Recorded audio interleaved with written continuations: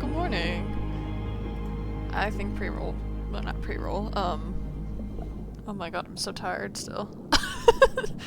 The ads should be over, thank god. I've been listening to this music for like half an hour.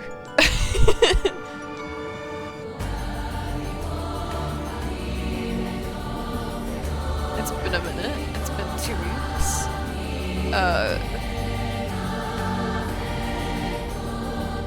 Good lord.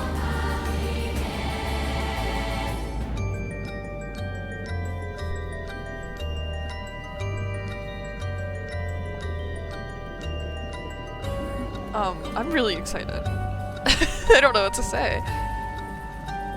This title screen is so cool. What the hell is going on? Thank you for dropping by though, I appreciate it. I hope you have a great day. Oh my gosh. This music is insane. I appreciate it. This game looks insane. I think you should play it as soon as possible. If it's anything like the first one. Oh, I'm scared. Okay. What does this mean? Chromatic aberration? Is this something that I'm gonna have to turn off so I don't die in one of the rounds? No, that's something that's real. Oh no, that's distortion, isn't it? That's what it is. I'm a little scared. Hi Iota, good morning. How are you doing? What's up? I think we're ready. I'm just, I'm so excited, I'm so scared. I have a second cup of coffee. And a giant glass of water.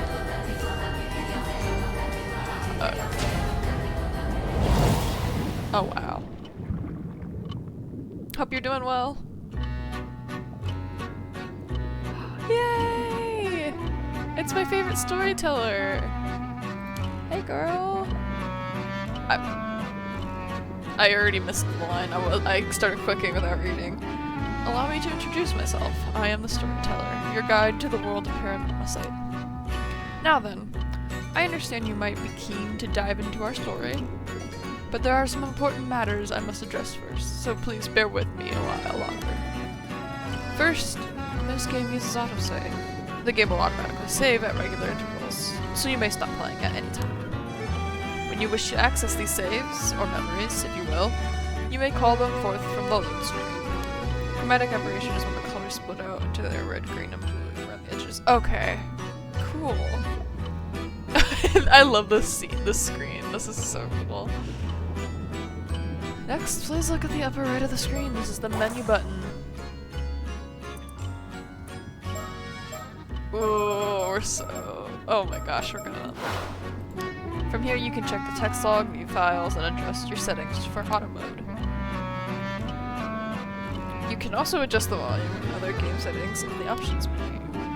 If you find that certain effects make the text difficult to read, you may turn them off. Okay, so that's what the chromatic aberration is on the... Okay, I understand now.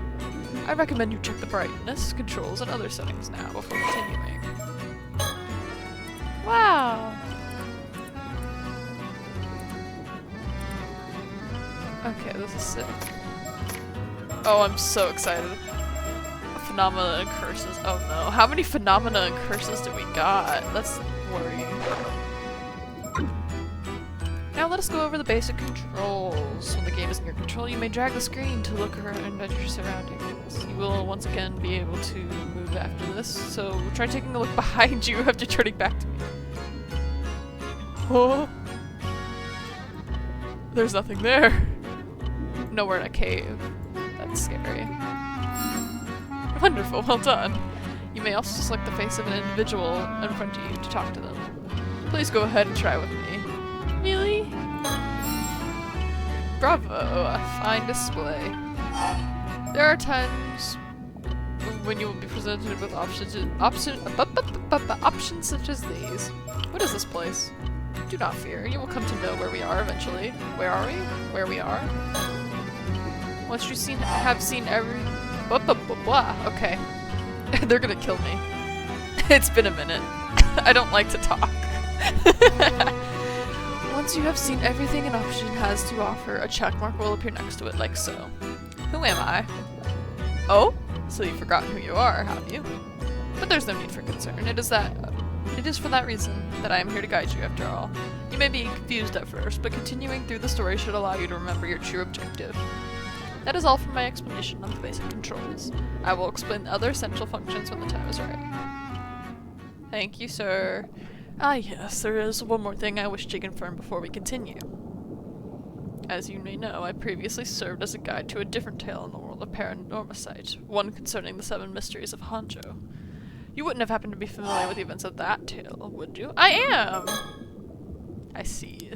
So you are familiar with what transpired during the incident in Hanzhou. In that case, there is nothing I need to warn- Whoa.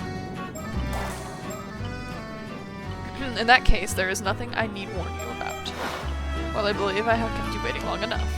The tale you are about to experience concerns a number of legends passed down in Aisei, a stretch of seaboarding in Mie Prefecture.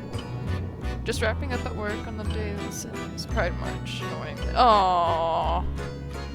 I hope the rest of work goes well for you. I hope it goes by smoothly.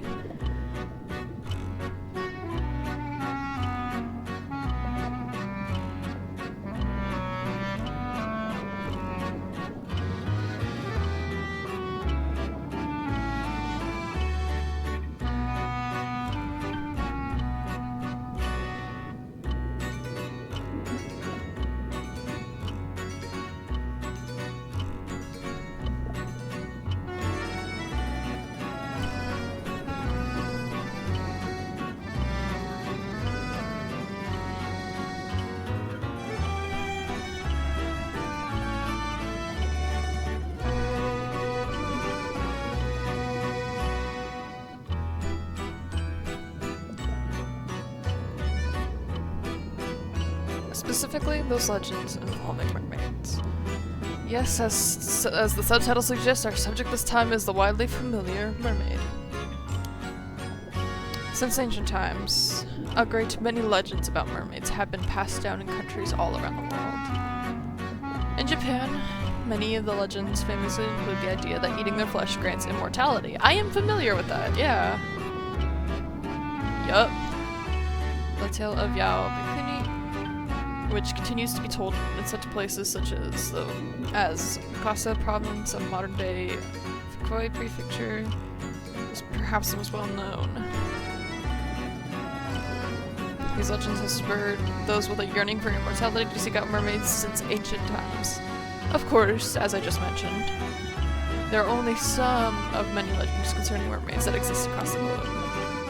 Indeed, many have sought out mermaids simply due to fascination with their status as rare and mythical beings. Might try to catch a tail end once I'm done. Thank you. I appreciate it. Best of luck with work.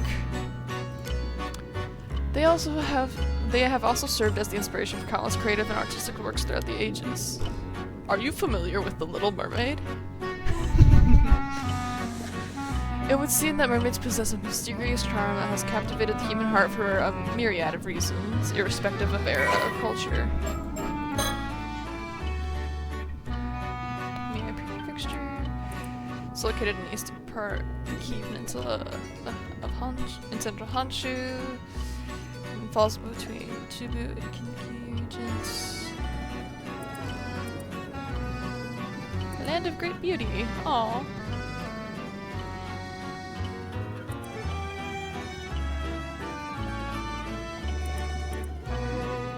Famous spots and scenic vistas. That's so cool. Local specialties, pearls, Issei lobsters, abalone, turban shells, oysters, and other marine products. Very cool. I almost want to say Isle, but there's no L in it. It's Issei. In this game, it refers to the area surrounded by the land up to the line drawn from Cape Urigo Aichi Prefecture to Cape Tayo and Mie Prefecture. Mermaids. Yup.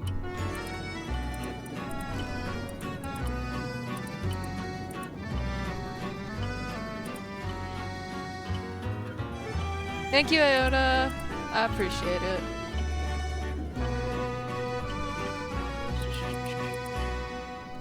Oh, I love this painting.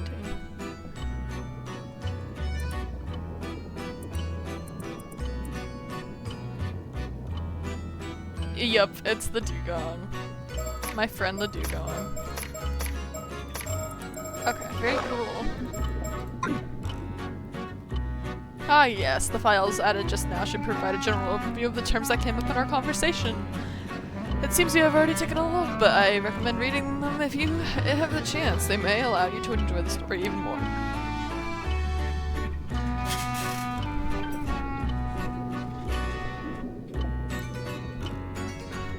Words highlighted in a pale blue usually indicate that there is a related entry in your files. Now then, allow me to introduce the primary setting of this tale.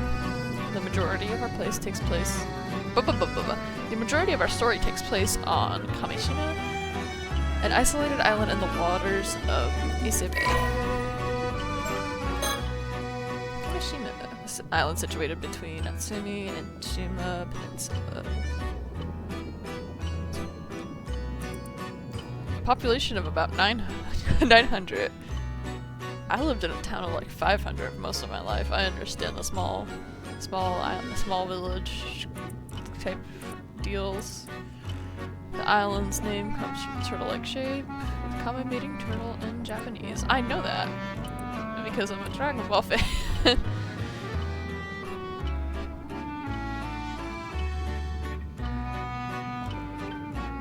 Kamishimaru. Aww, that's really cute. I can't wait to see the mascot.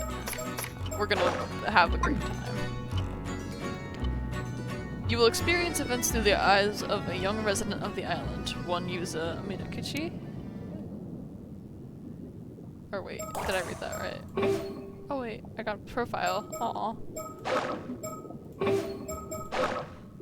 Yes, okay. I think, well, as right as I can. Well, I believe this ends my initial explanation. Bon voyage, and do enjoy the tale. Thank you, sir. I like that we're like in a cove or something. It's very cool. This story is a work of fiction based on existing locations and legends. Please note that one of the locations that appears in this game, Kamishima, is a fictional island with no counterpart in reality. Yes, sir.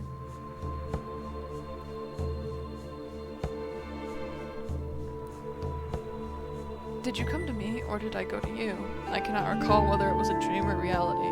I cannot recall if I was asleep or awake. The Tales of Issei, passage 69. I missed it. Whatever. That's really cool. Toba City, Mie Prefecture, Kamishima, Southern Sea. August 7th, 1980 something. In the morning. Alright, we have Azumi. Right, this should do it. All good to go, Yuza? Yep. Ready as I can be. I feel so light I feel like I could even outswim a shark. No more than that. I was born for this moment. The legend of Kamishima's patron saint of diving begins today. Oh, I like him already. We're gonna... oh my god. His, I have a feeling that his joy is about to be sapped.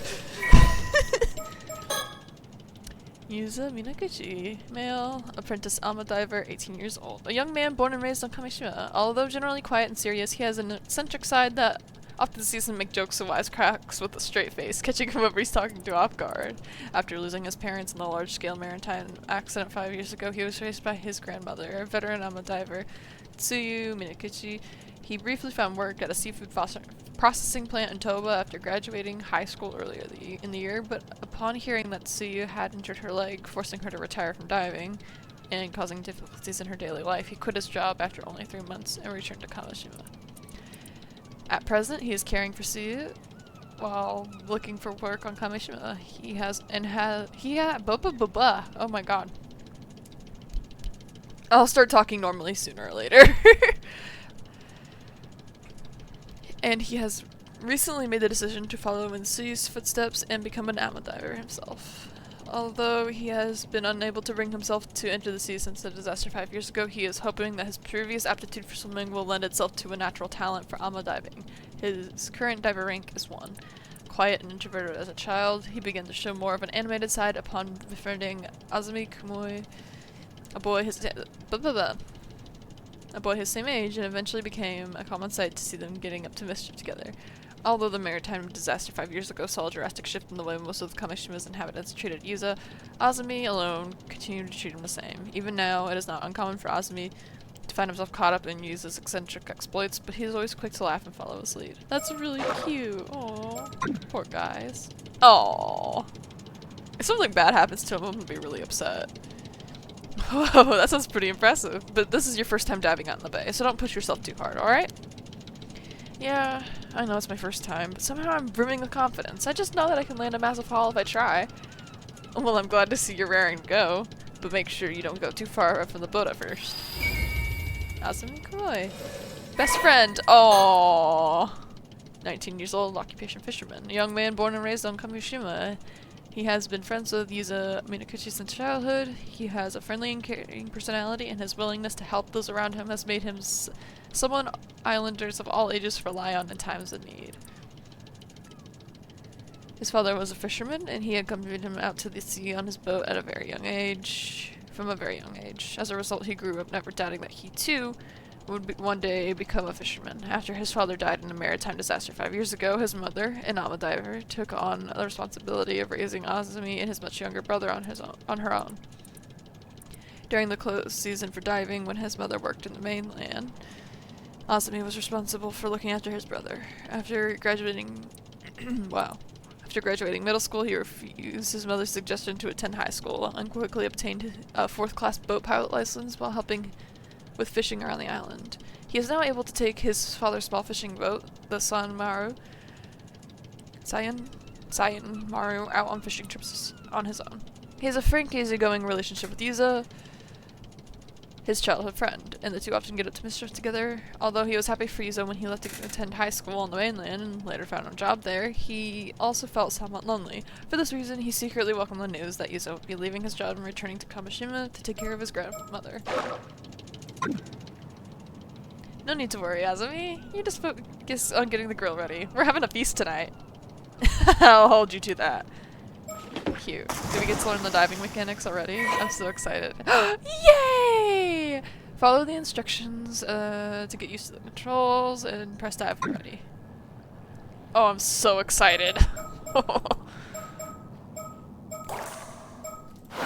Okay.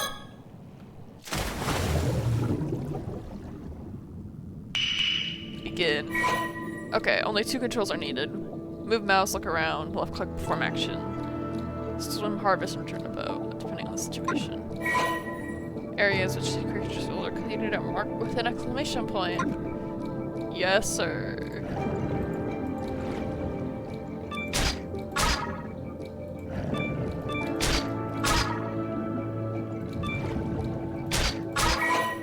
Your oxygen gauge will decrease when diving. Be sure to get back to the boat before it runs out. You can return to the boat anytime by returning your viewpoint upwards and selecting return to boat. Your remaining oxygen will continue to decrease on the way back, so don't wait until it's too late. Aww. Oh. Girl, I just tried. I got an achievement for that. That's so sad. Okay.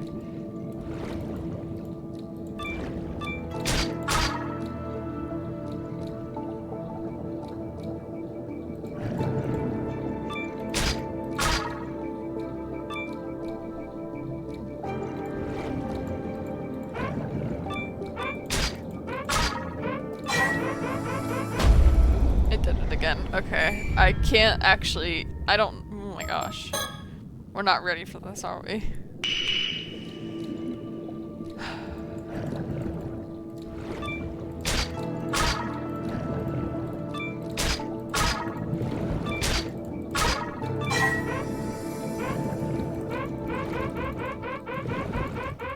Did I make it that time?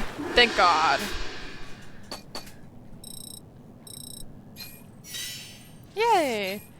I feel like it's terrible, but I'll take it. Oh, higher level you can stay underwater longer, faster, gathering, searching. You can detect sea creatures from far, well, oxygen. That covers the basics. No, we don't need to replay it. Okay, looks like you're all warmed up. Let's go out a bit further so you can look for something bigger. Abalone. The biggest catch you could probably get this time of year is probably abalone. Snagging just one is something to be proud of. But remember that sea creatures are living things. They'll change places every time you dive, so be careful. Okay, that's controls, tips, that's a log. Noble scallop.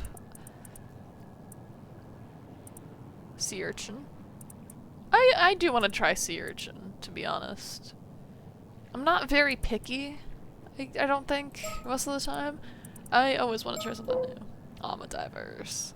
The term Ama, most written with characters meaning sea and woman, generally refers to women who free dive for shellfish, seaweed, and other marine products.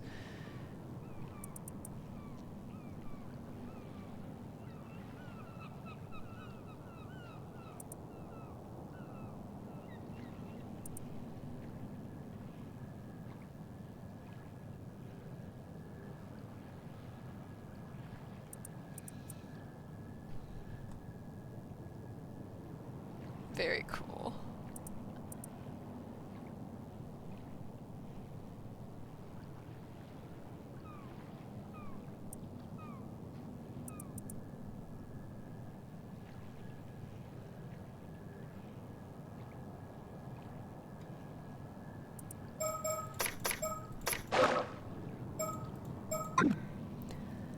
It's not like you have to master everything all at once. We can take off whenever you're ready. Oh, so we can get to look around? Or, okay, we can just go back and dive again. Sick. Oh, I'm addicted to this already. We're gonna...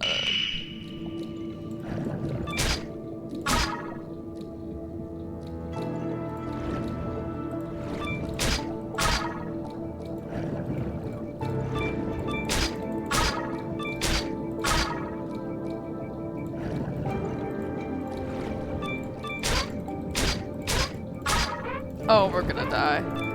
Shit. Oh, we made it. I'll take it. Yay! Look at that.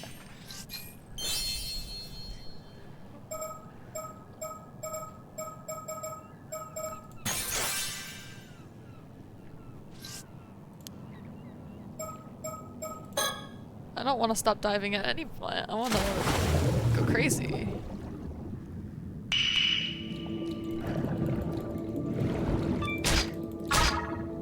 Oh, I'm worried about whatever that is.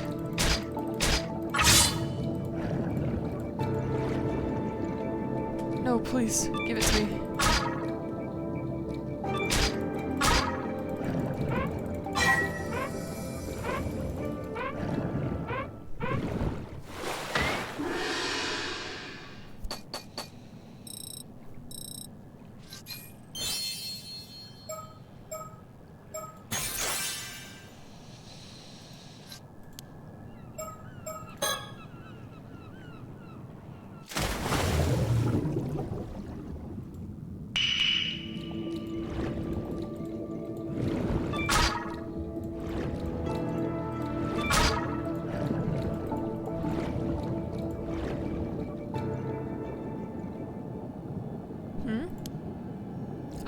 Oh, Lord. What the hell is that? No, get away from me.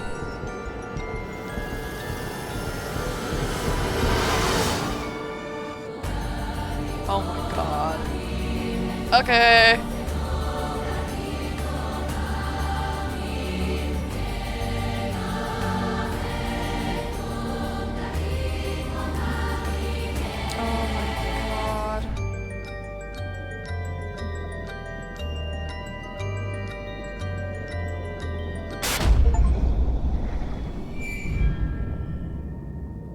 Oh, it counts as a failed dive. That's really cool.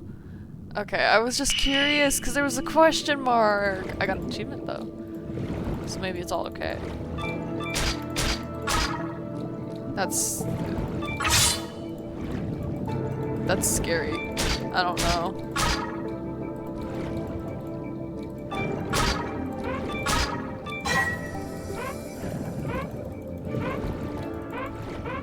Hi Willow, good morning. It's mermaid's time. Weird, you found one scary thing and it failed our dive. We saw our own dead body. We're supposed to go deeper. I'm supposed to stop diving when I can't. You know how it is. The grind never stops. We'll get to level 5 and be done.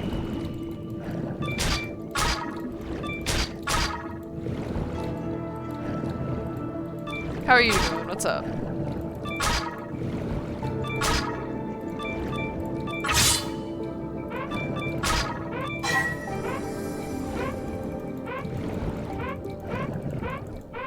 Doing good? Yay!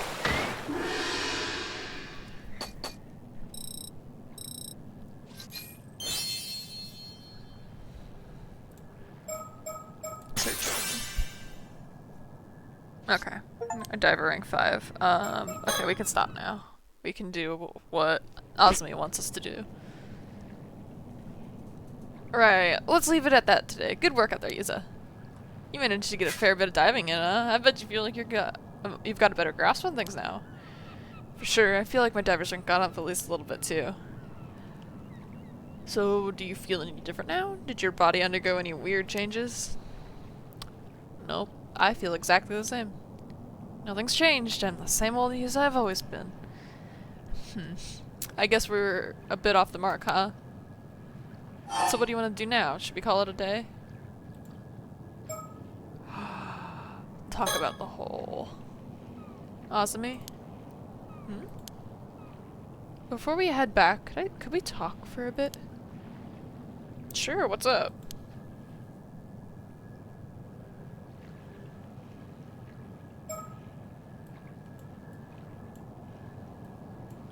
Turtle. Stickers! What's this? Oh, good, Yuza. You must have a knack for finding mockingbirds. Mockingbirds? This is supposed to be a bird? Yep, those famous bird stickers. No one knows who made them, but they show up everywhere. They're pretty unique, and there's just something about the idea of birds dressed up as delinquents, you know? It's just weirdly charming. Sweet. That's really good. I was real surprised to find one on my boat, but I decided to leave it be to commemorate the occasion, I guess. By the way, that's Mockingbird number 8. Tit for tat. Okay, I like that a lot. He's a long-tailed tit. Why don't you take note of any you find? Maybe it'll bring you good luck. Huh. I guess there's more to these mockingbirds than I thought. Oh my god, I miss these guys so bad.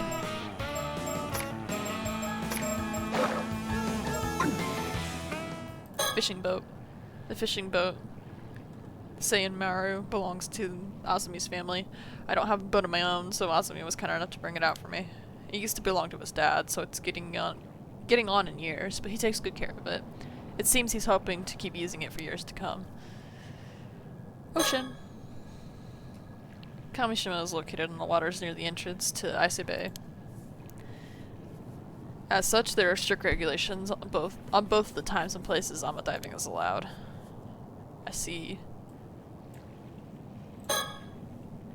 That island on the horizon is Kamishima, where I was born and raised. The sky...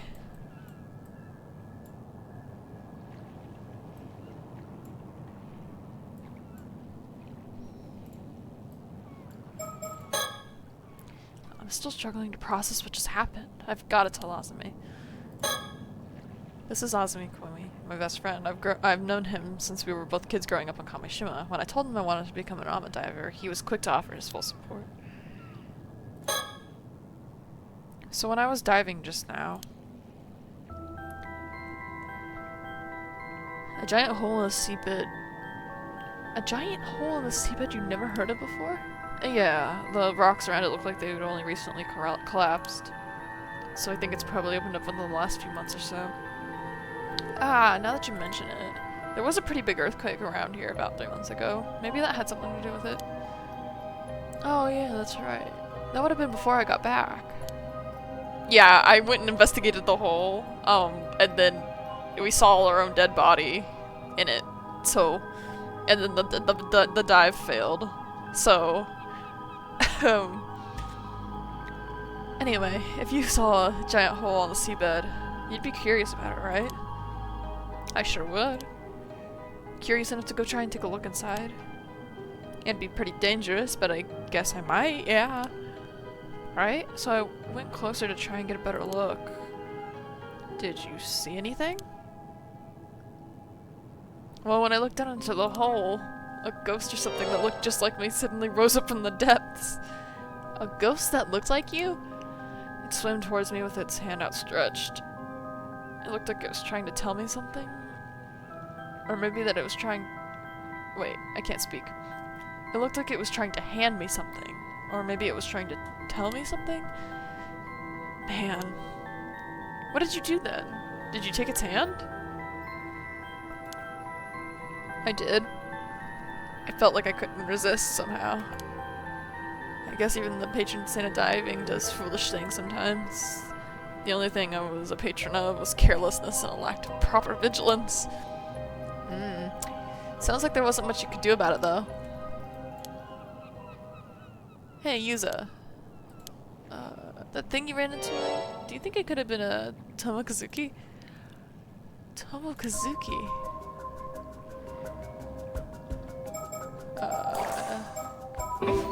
Do I get... Oh, I don't know anything about that one yet. Okay. A Tomokazuki, huh? But why would that, something like that be here? That's a good question. I'm making sure I didn't actually miss anything on the boat. I don't think I did.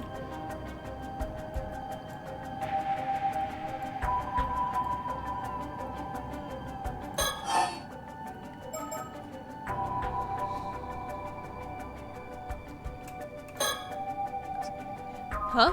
You never heard of it? Well, I guess not even all the folks around here know about it either. It does sound familiar, though. The Tomokazuki is a sort of ghost story around these parts. The story goes that sometimes when diving, an alma diver will come across another version of themselves, an exact copy. The other version of them that will be holding on something that they want, like an abalone. Something they want. And when the diver reaches for it, Tomokazuki grabs him and drags him to the bottom of the sea. Oh, that's scary. But wait. The Tomokazuki I saw wasn't holding anything. It wasn't? Well, that's different. Maybe it forgot it at home or something. At home, huh? The abalone? Yeah. The abalone. Maybe it left it at home. Huh. Maybe the Tomokazuki is more careless than the legends let on. You're pretty forgetful, though. So maybe it became such a perfect copy that it imitated that aspect of you as well. Oh, that damn Tomokazuki. It knows my every weakness. Now that you mention it, though, I think I do remember that story from when I was younger. I guess the fact that I forgot the story really proves how forgetful I am, huh? Oh, his pout is really cute. I appreciate him just accepting this. Yeah. They're best friends. Look at, he's a pout. No worries, it was a while ago, you know? I love Azumi.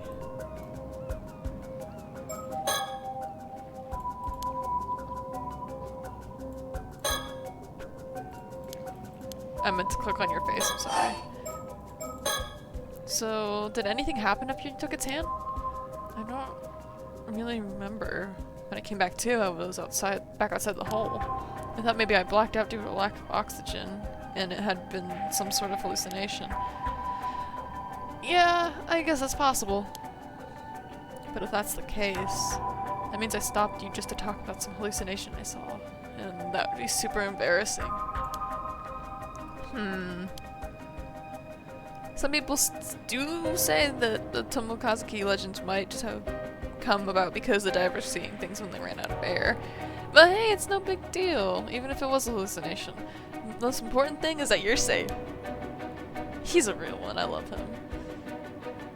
Still, I can't help but wonder about the hole suddenly appearing like that. Yeah, it's pretty weird. By the way, you know about those symbols on your diving gear? Oh, these? The star and the, I don't know, patches. Oh, okay, the Simon and Dumen. Okay. Yep, Simon and Dumen. The Emma divers are in here, I'll have them somewhere on their outfits. Oh, this was my mom's gear, so I didn't know. Okay, that's really cool. Good to know. People say the symbols work together as a charm to protect divers from the okay, I didn't know that this was going to be really prevalent. That's awesome. People say those symbols work as a charm to protect divers from the Tomokazuki. Interesting. But if I ran into a Tomokazuki just now, wouldn't that mean the charm didn't work? Maybe, but it could be thanks to the charm that you made it back safely. The sea's a dangerous place, even without Tomokazuki around. Things could have been even worse without the charm to protect you. I see, so without this charm, I really could have been attacked by a shark. Glad I had it then. Seriously, a shark would have been no laughing matter. Okay.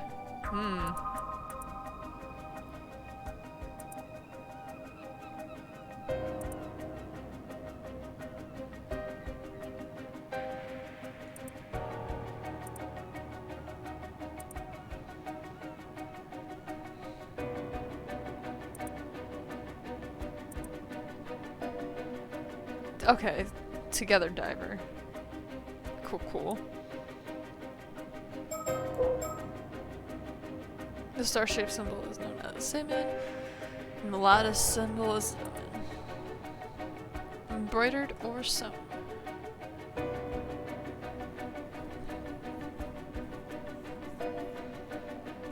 Very cool. Okay, so that doesn't go to that. Well, are we done? I don't want to be done. I want to dive again. I want to play toys.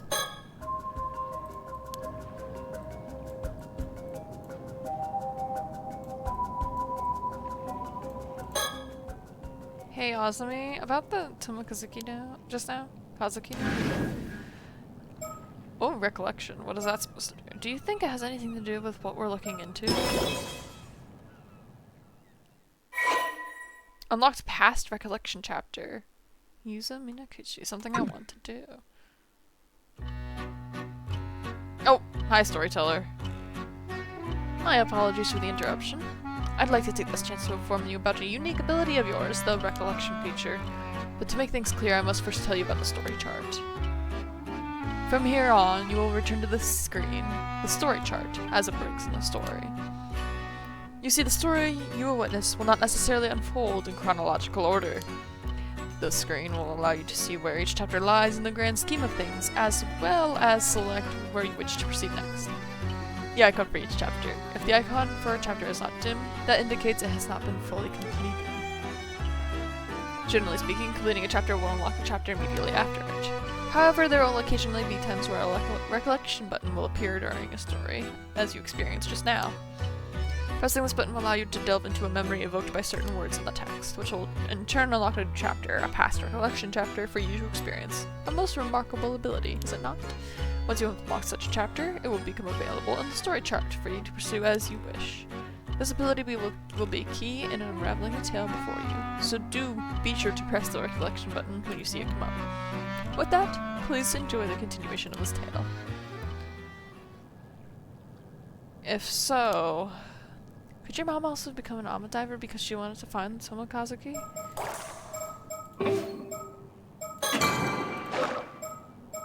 I can't go look at it yet! Gah!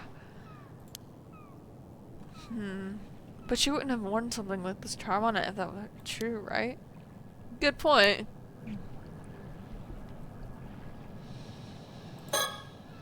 Is that all you wanted to talk about? No, there's more. Actually, this might be the most important part. I realize there's something I need to do after this. Something really important. Hey, so you found a lead down there after all. I'm serious. If I don't pull this off, something terrible's gonna happen. Hey, I believe you. Go on and tell me everything. I have a crush on you.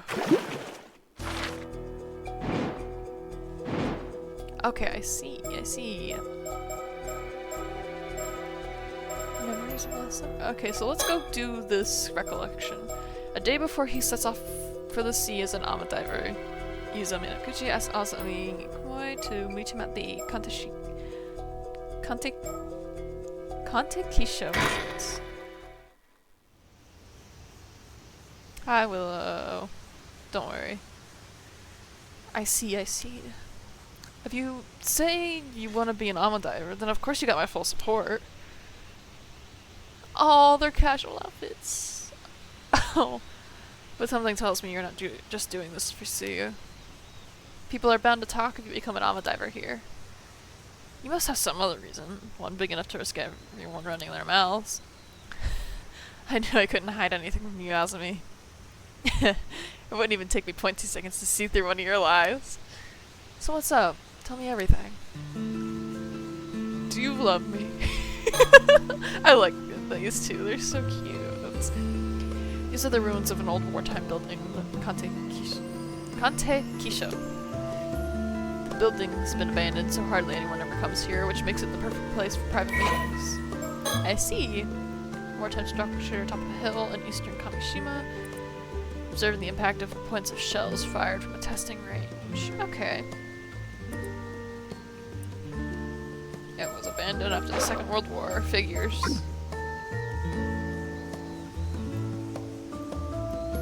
Is there anything else?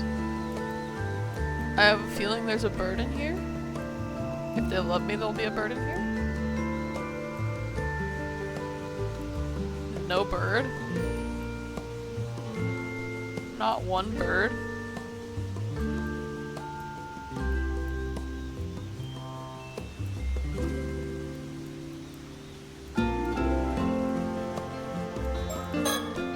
I should be able to tell Azumi everything, right?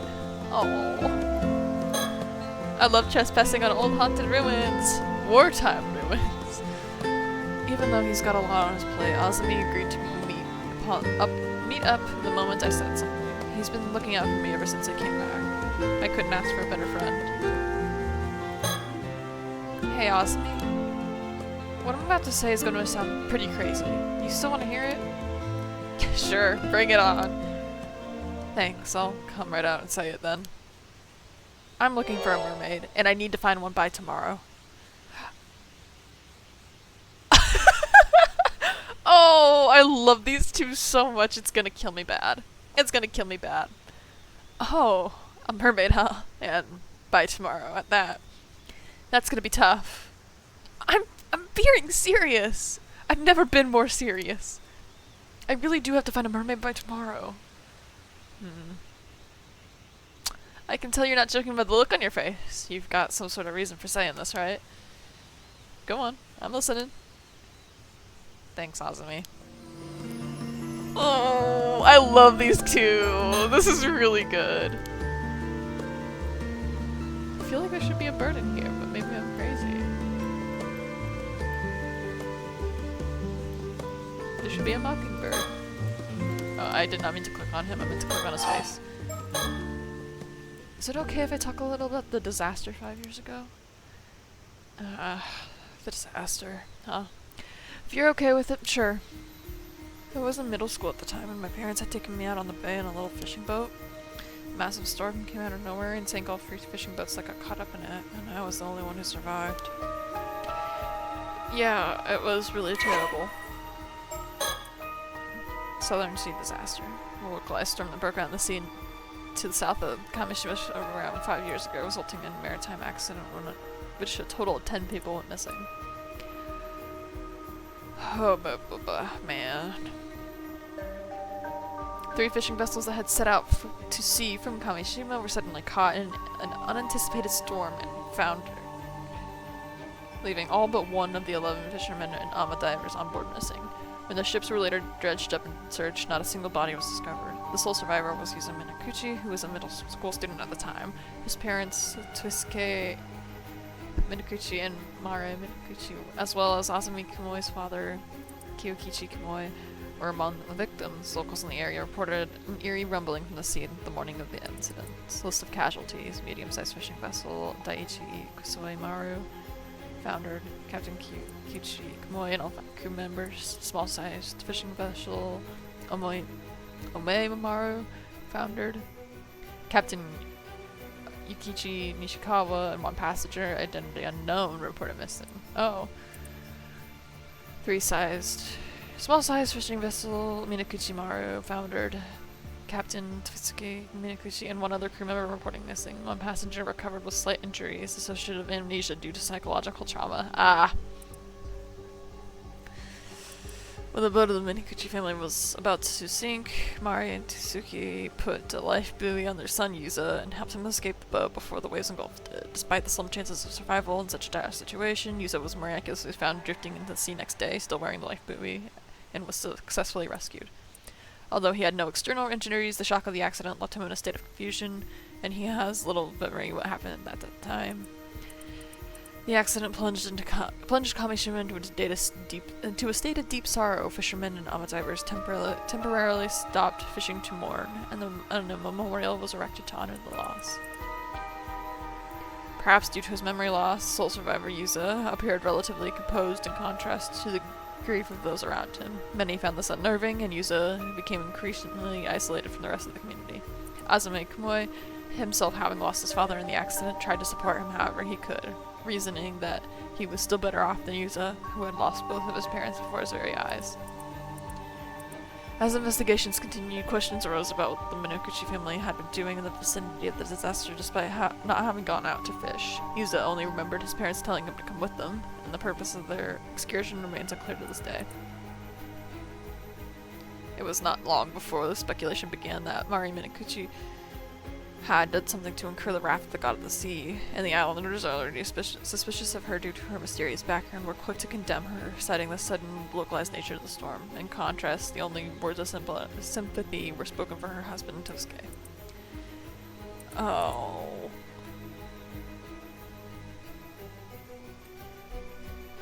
As rumors that Mari had brought disaster to Kamishima continued to spread, Yuza's grandmother, Tsuyu Minakuchi, sent him away from the island to board at a high school on the mainland. She had sensed the islanders' resentment beginning to turn towards Yuza and hoped to shield him from becoming an even greater target of their ire. Even now, 5 years after the incident, feelings of animosity towards Mari Minakuchi still remain deeply ingrained in the people of Kamishima. But the truth of the accident still shrouded in mystery. Deep scars and suspicions continue to linger in the hearts of many islanders. Alright. So what about the disaster did you want to talk about? Well, I've recently started to remember some things about what happened. For real? I know your memories about the disaster were kind of hazy due to the shock. But it's great that you're starting to remember. Oh, but I guess it's not exactly something you don't want to remember. Sorry for getting all fired up. It's okay. It actually hasn't bothered me as much as I thought it would. Thanks for worrying about me, though. It's just that the things I started to remember are a bit strange, so I couldn't bring myself to say anything. Sorry for keeping quiet up to now. Strange, huh? Well, I can see why you'd want to keep it to yourself, all things considered. Don't sweat it. So about the accident. Hi Nate, good morning. How are you doing?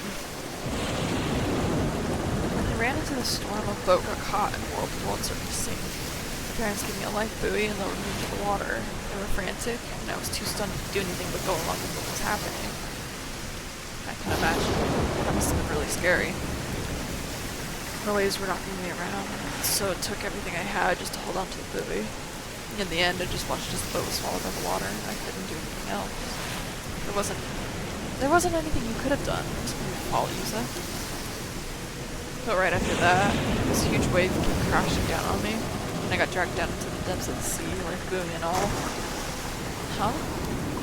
You got pulled under? But I thought... Yeah, up until now I thought I managed to miraculously stay afloat until I got rescued. But I remember now, I was pulled down underneath the waves.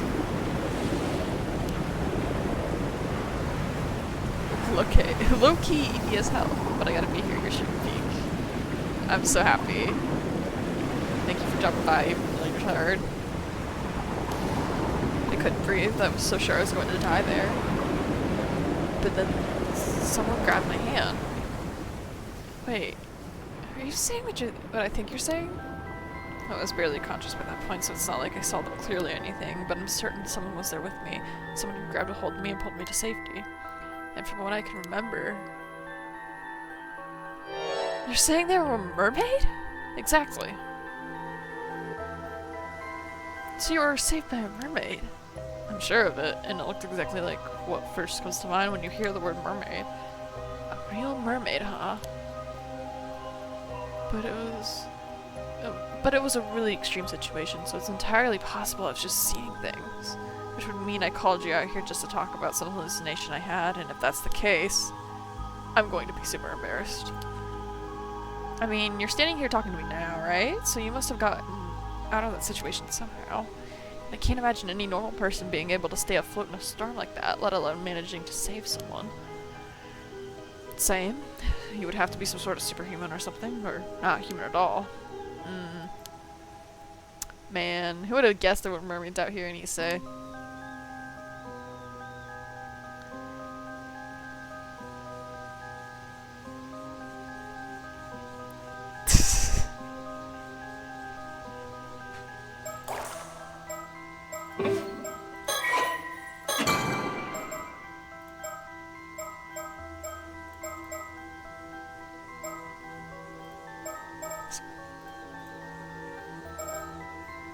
Okay.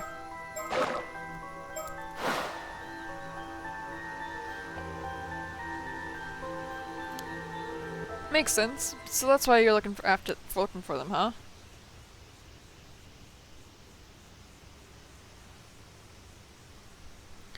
Well, if we managed to find them, I've got to thank you for saving them too. So, I'm misreading everything. I'm so tired. If I was really saved by a mermaid, I owe them my life, and I'd like to thank them in person if possible. Makes sense. So that's why you're looking for them, huh? Well, if we manage to find them, I've got to thank them for saving you too. Oh, that's really cute. Well, so I was thinking of heading to where the disaster happened and diving there to see if I can find anything. Wait, are you sure? You almost died there. I'll be fine. In fact, since I've never gone near the disaster since it happened, I was also thinking I'd like to do something to honor my parents in your dad's memory.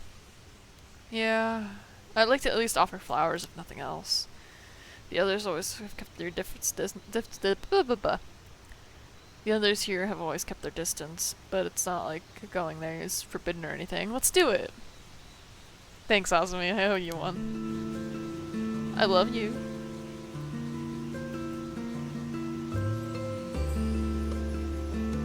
I feel like there should be something in here. Maybe in the future there will be. I'm sure we'll come back.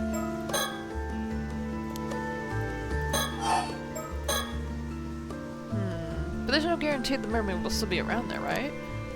I'm thinking it would be good to have more of a lead before we head out there. About that. Do you mind if I say something crazy? Again? Sure, what's up? You remember my mom, right? Of course I remember Miss Mary. Oh. Oh, you look like you would be a dead mother. Oh.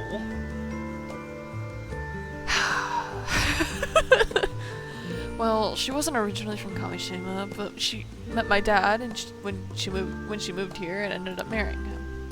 But to me, she never seemed to really fit in here. Well, I can't really disagree there. She never spoke to me much either.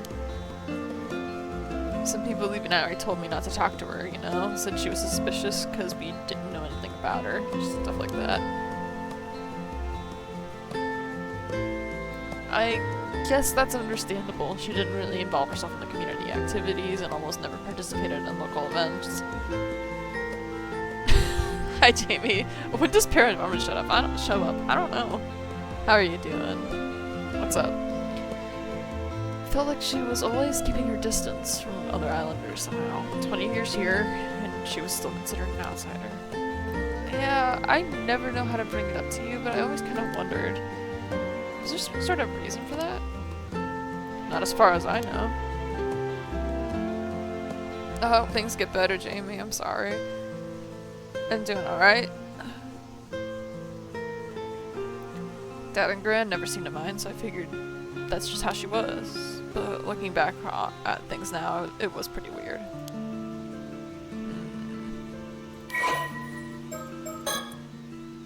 Mari Minakuchi.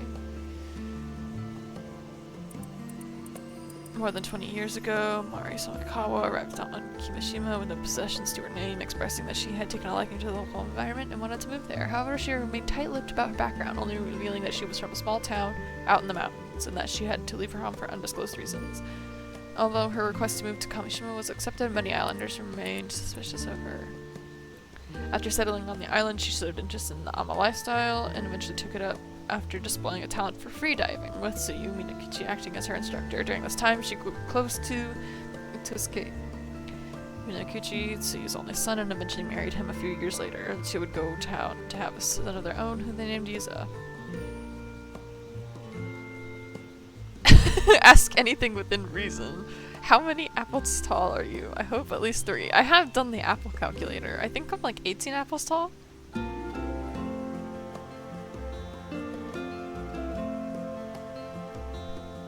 Hold on.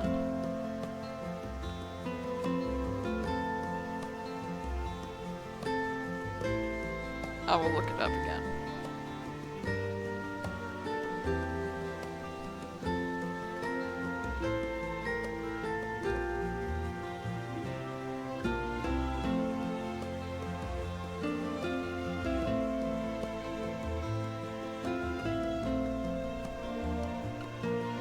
I'm 18 apples tall. I am 5'9".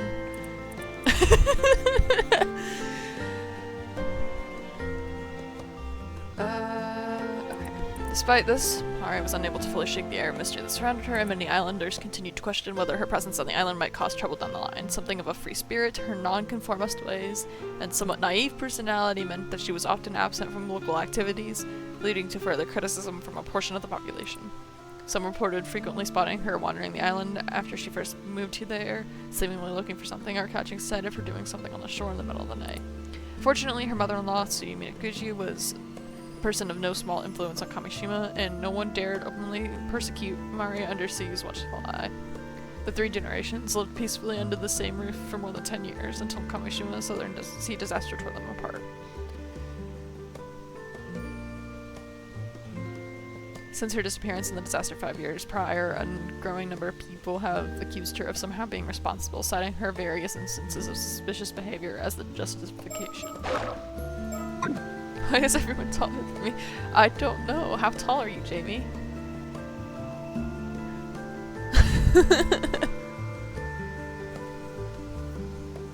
Well, I guess even I thought she was a bit of an oddball at times. You say that, but I think you're getting to be pretty similar to her. What, really? Yep, what I'm saying. Marching to the beat of your own drum. You're both like that. Really? I never realized. I've been so blind. A blind fool. Yep, there it is. That's what I'm talking about. Oh.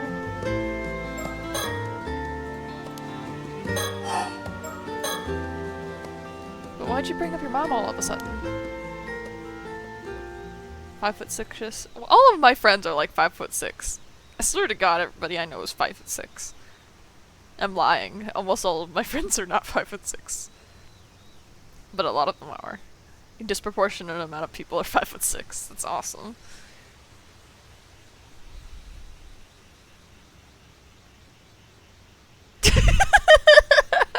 What? You can't just lie. I won't. See, most of them are like 5'5", 5'6".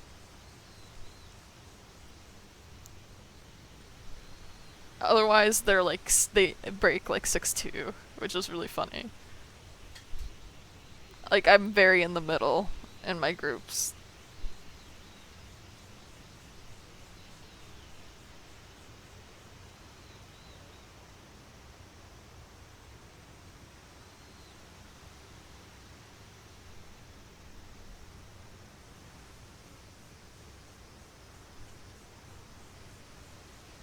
You can't just be saying this. I'm like 5'6" also. This is fucked up. Oh my god.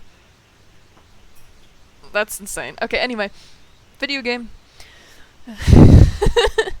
Well, looking back now, there was always a few things that bothered me. Oh? For start, no one ever told me where my mom was from. She was also a natural at Ama diving, but I never saw her eat any seafood. Sometimes at night, she'd suddenly say she wanted to go look at the sea before going out and not coming back for hours. Huh. I guess that was all pretty weird, yeah. I am 6'2". I like being able to get up high, but I also wish I was a bit shorter. Let's trade.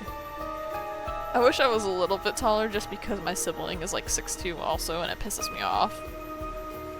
I'm the older brother. I need to be taller.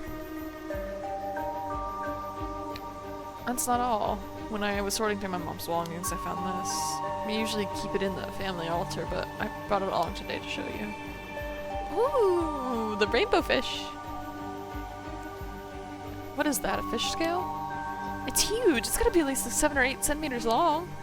Yeah, I always figured she held on to it because it was a rare find. But once I remembered the mermaid, I began to wonder. What fish could the scale have come from, and why was my mom holding on to it? Whoa, hold it right there. You're not saying I am. The mermaid who rescued me from back then was Azumi.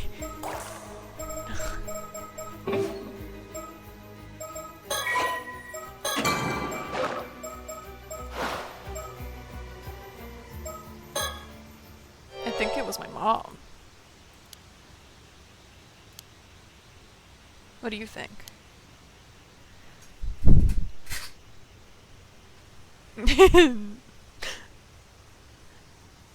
My mom was in love with a mermaid. Best result? I don't know. That's pretty out there. It's pretty out there. Could that even be possible? So your only theory is your mom used to be a mermaid, but she became a human so she could live among us? Yeah, but she turned back into a mermaid when the disaster happened and wasn't able to come back afterwards. How does that sound? I don't know. But after hearing your story, I can't just dismiss it out of hand either. If that's really the case, my mom really is still out there in the sea somewhere, even in a different form. I was thinking it'd be nice if I could see her again. It might be because they're still treated as missing instead of dead, but it still hasn't really sunk in that my parents are gone. I know what you mean. Sometimes it feels like my pops is just going to show up at home again like nothing ever happened.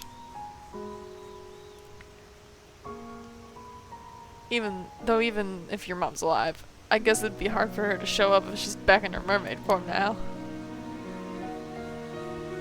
If my mom really does have some sort of connection to mermaids, then maybe it was for that reason she never really fit in here. It might clear up any mistaken impressions the others have of her anyway.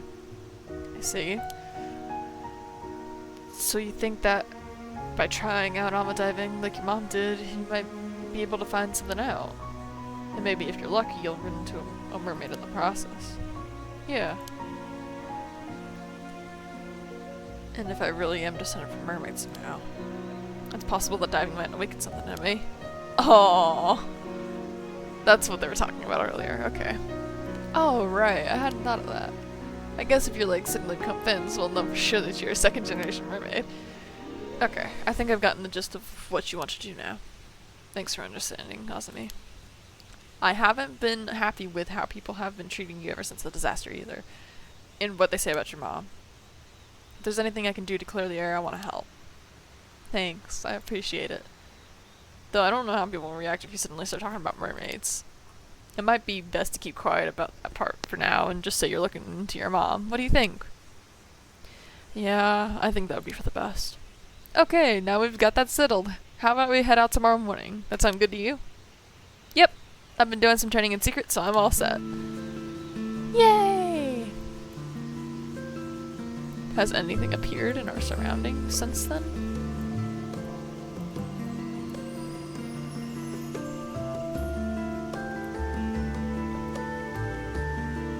I guess not. Oh wait. Same thing? Okay, same thing. This guy is so real. I love him so much. I love Azumi. Still, having to find a mermaid by tomorrow was pretty sudden. What's up with the tight deadline? Well, sorry, I can't say right now. If we manage to find one, I'll explain everything. I promise. Well, as long as you tell me later, it's all good. Oh, here's an idea.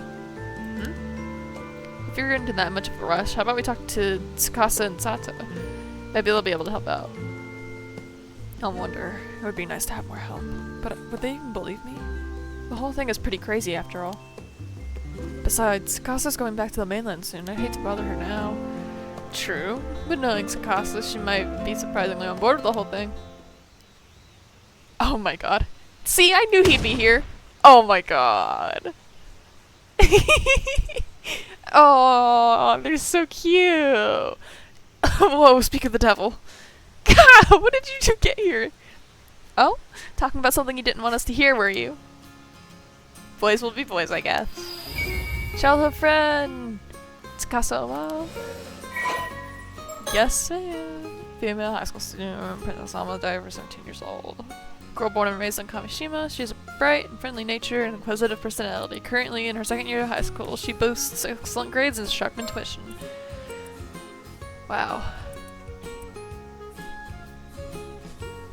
She has been staying at a relative's house in Ayase City since last year in order to attend an all-girls high school on the mainland, and is currently back in Kamishima for summer break. Despite this, she frequently makes trips back to the island on weekends and has been trying her hand at underwater gathering since the current diving season began, having long interested in the Ama lifestyle. Her estimated diver rank is 6. However, her teachers have been strongly encouraging her to aim for a national university. She has been friends with Azumi and Yuzu in childhood, with their close rapport making up for their difference in academic years, and it was more common to find her playing with the two boys than the girls her own age up until middle school. However, since leaving the island to attend high school, she has grown more conscious of their age difference and has put some distance between herself and them. That's sad. Aww. I understand though. She hit it off immediately with Sato Shiranami, a girl who came to Kamishima to lodge with the Wakamuras a few months ago, and was looking forward to showing her on the island and helping her adapt to the life there whenever she returns home. 18 years ago, her still pregnant mother, Nagisa Owa, moved to Kamishima alone before giving birth to Tsukasa. Shortly afterwards, Tsukasa subsequently grew up in a single-mother household. Although she used to occasionally ask her mother about her father, her questions were always evasive, so she has since stopped inquiring.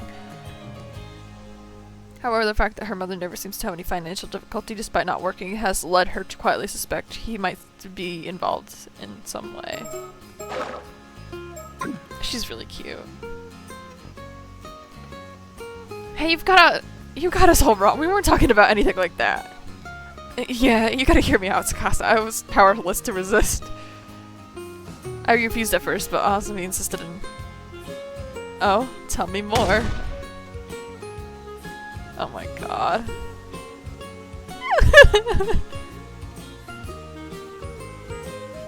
You might as well admit it, Yuza. And Sato, what's the sudden keen interest? Enigmatic girl, Sato Shiranami. Dude.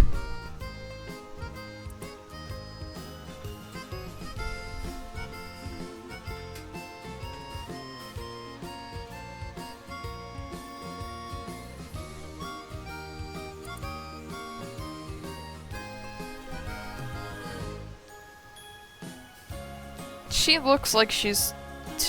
God. She looks like she could be related to one of the girls in Mysteries of Hanjo.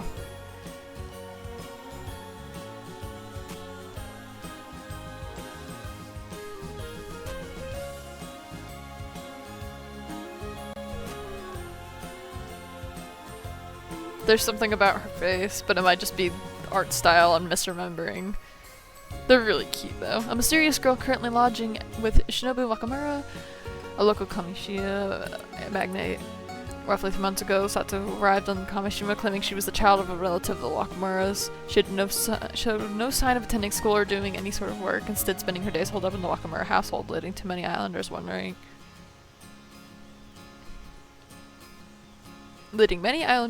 to wonder just who she is and what she's doing here. Those who know about Wakamura's high interest moneylending behind the scenes speculate that she might be the daughter of one of his borrowers, sent to work as a domestic servant to pay off a debt. But Sato herself is extremely easygoing and doesn't seem to be bothered by these endless rumors. Okay, so the Wakamuras are loan sharks. A huge television fan, she spends most of her spare time glued to the set in the Wakamura household, with her most recent obsessions being soap operas and 2-hour thrillers. However, she isn't all that fond of period dramas. She is good friends with Tsukasa Oao, who is close to her in age, and the two can often be seen enjoying themselves wandering the island together. Are you the mermaid? God, let's all calm down, okay? It's not like that. We were having a perfectly normal conversation. Yeah, sure. Anyway. Hey, don't just brush me off! You're getting pretty worked up, Azumi. Don't act all innocent, you're the one who caused this mess, you know. Sorry to interrupt your fun, but I really did have something to say. Folks are worried you two haven't shown up to the association meeting, Azumi. Oh, oops, I didn't mean to press it. You should probably get going. Oh, damn, the meeting, it totally slipped my mind. Sorry, Yuza, I gotta go for now, but I'll get in touch later. No problem. Thanks for coming even though you're so busy. This is really good. I guess we'll be on our way too then. Oh my god, another recollection. Oh, we get to play as her? Okay, thank god. That's good. She's really cute. I love her. Sorry, but we've got to handle some important business of our own. We've got some important business of our own to handle. We won't be able to help you out with whatever you're up to. So did you hear what we were talking about? Only the part where my name came up. I didn't want to be nosy though. I see. Well, thanks for coming all the way out here to get Azumi.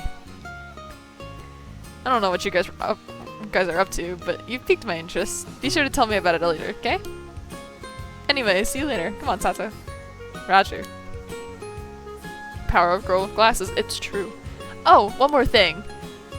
You better not forget about the day after tomorrow. Tell Azumi he better remember too.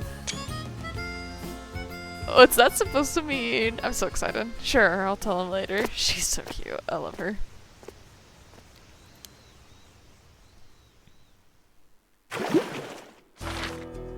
Okay, yeah, we get to play as Sato. Okay, so we got her recollection to start. Memories of last summer.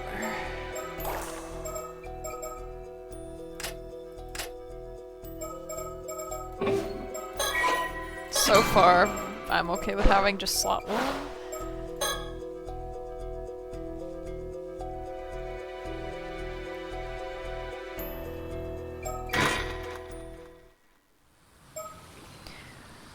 August 1980s, August 8th. Hey Azumi, Yuza over here! Aw, her diving kit. Good timing, I just got back too. Well, Tsukasa, how'd it go? Not too shabby if I do say so myself. Check this out, 2 whole scallops. Seriously, Tsukasa? You don't get bragging rights for picking up 2 measly scallops. Sure I do, that was hard work, you should be praising me. So Yuza, how many scallops did you get in your first dive again? 12 I think? No way! Are you kidding me? Guess there's a good reason they call you the patron saint of diving. Ah, dang it. Now my cover's blown. That'll teach me to snag every scallop I see. Anyway, Tsukasa, don't let this get you down. You'll improve over time. Man, I've been diving way longer than you, but you're better than me already. Some people are just born to be on the divers. If you ask me, all that matters is that everyone made it back safe and sound. True. You always know the best thing to say, Sato. But for the record, I would have preferred a bigger haul of scallops. Then we could have had a feast. I guess I should have seen that coming. So what's the plan for today? Remember, Tsukasa, it's up to you. Right, we promised we'd do whatever you want today. You name it, we'll make it happen.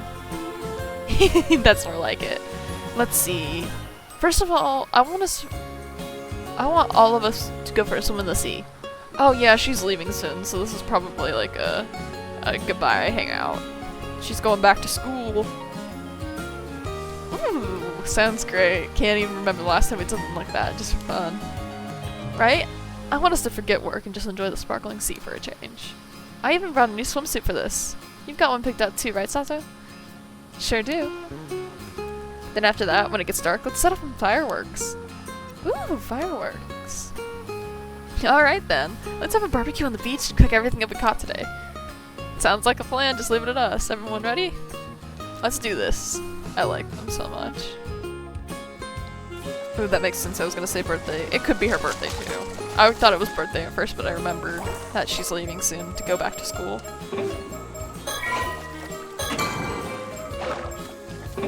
Right?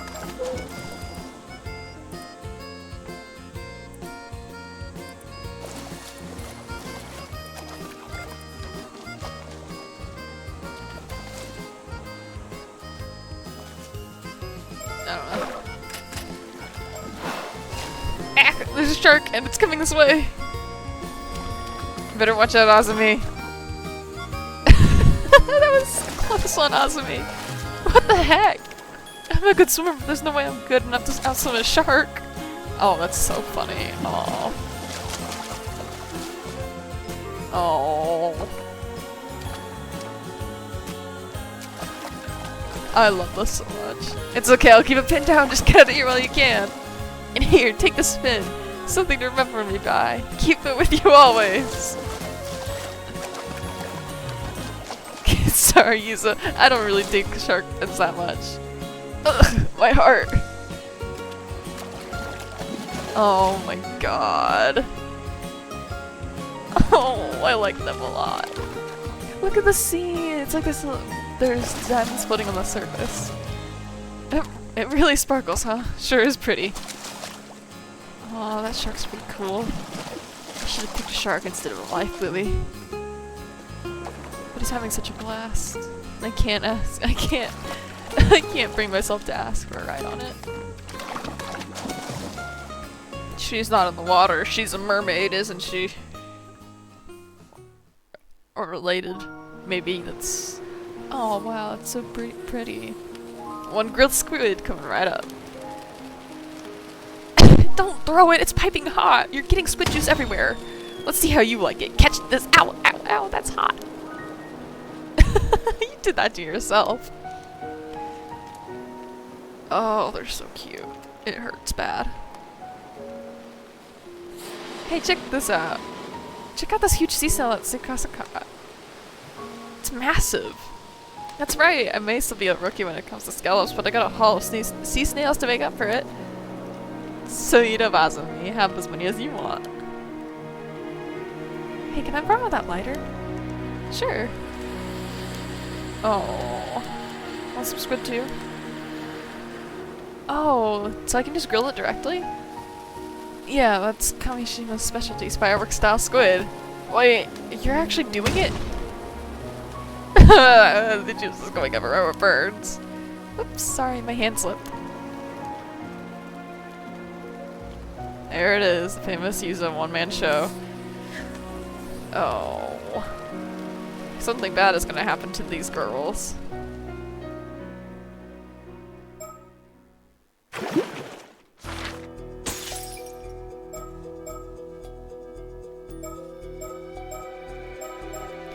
Okay, so these are done, but this one really isn't. So I wonder what we're gonna have to do. Having grown close to each other, Tsukasa wow tells Sato Shiranami that she has something important to discuss.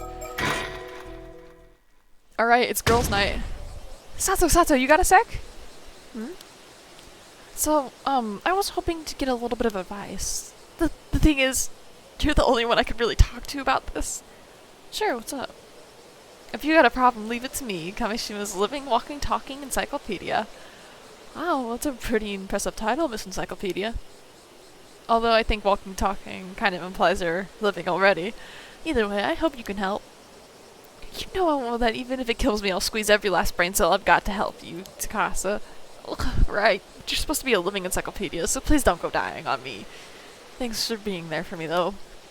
Come on, let's go somewhere where with no one else around, then. Are we back in the thingy? The building? Oh, no. Pardon me a moment, young ladies. Yes? You mean us? Yes, sorry for the trouble, but I was hoping to get some directions. Oh, are you here sightseeing? Welcome to Kamishima. I'm afraid it's not as quite as relaxing as sightseeing. We're looking for the Wakamura residence. Would you happen to know where it is?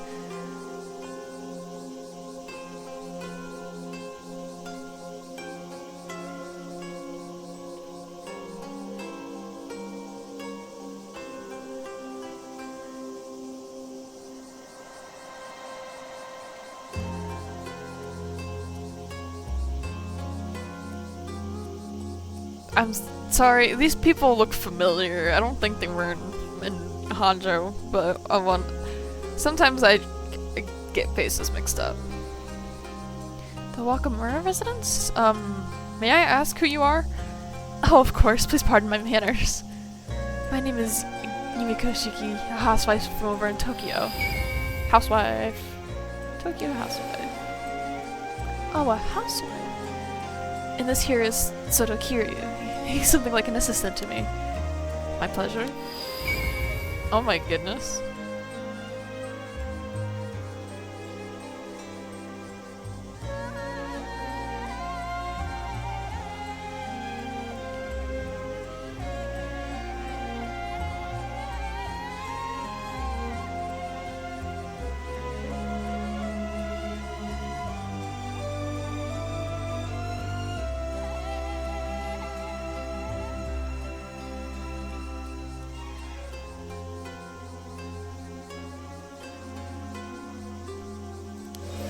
Okay, cool.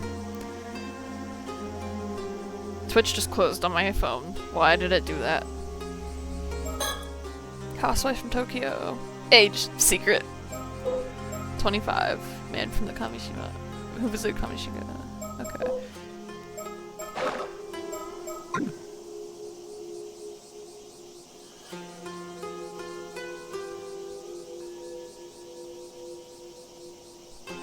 I do like their fits. Their outfits are really cool. Oh, you must be the guest for the old man. The Wakamura home is just up the slope after you head through that alley. It's a bit of a maze though. Want me to show you? So it was that way. Thank you. Thank you, but I believe we can manage from here. Believe it or not, we're running all around the region. We're quite used to the area now. I'd missed the recollection. Shit. I didn't mean to press the button.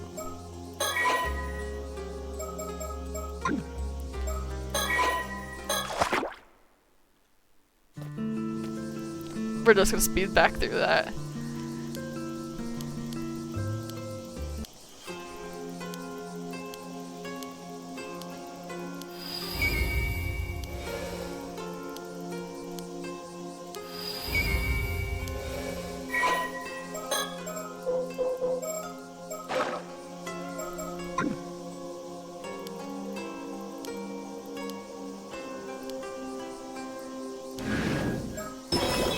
So do we get to play as one of these two? Oh!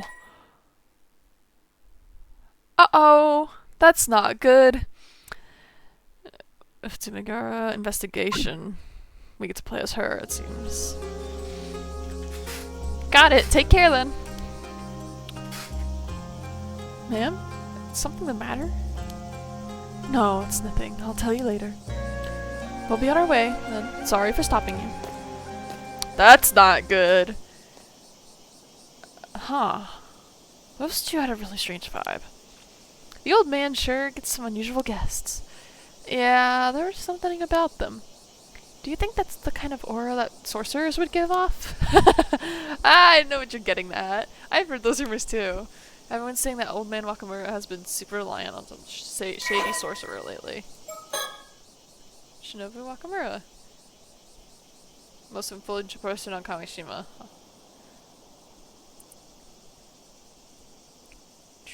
He invested his fortune into Kamishima's development. He is the head of the Kamishima Fisheries Cooperative Association. And it has said that his appointment as next mayor. Oh, he's almost next mayor. That's crazy. It's wizards. Although admired for his many contributions to Kamishima. He's high-handed.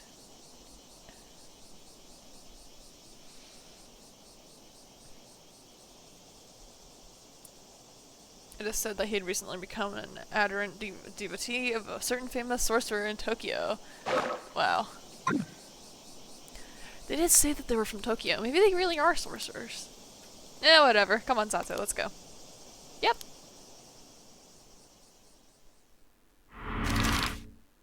Oh, map time! Oh, it's been so... I can play with the keychain. Yay!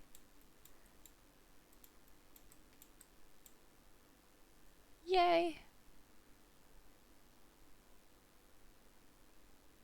Oh my gosh, okay.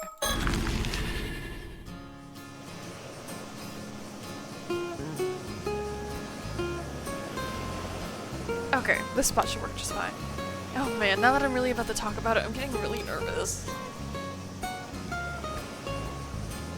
Oh.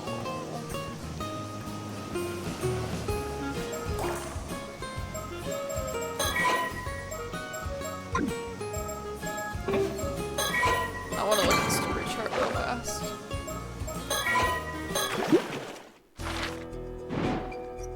Okay, Yumiko. And we get to play as Sato. Okay. Okay, we're just going back.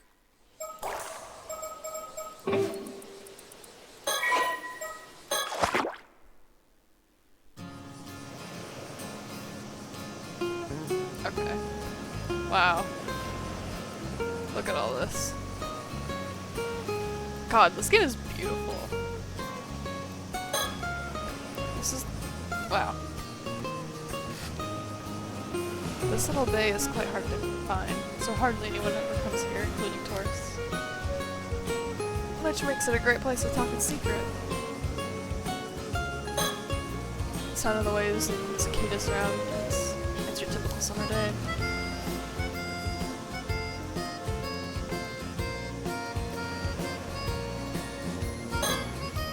Now that we're here to talk, she suddenly looks like she can't get the words out. Maybe I should be the one to ask her from my side. Tsukasa asking me for advice? Something must really be weighing on her. She's usually so quick to decide and act on anything. This is rare for her. That's not good, is it?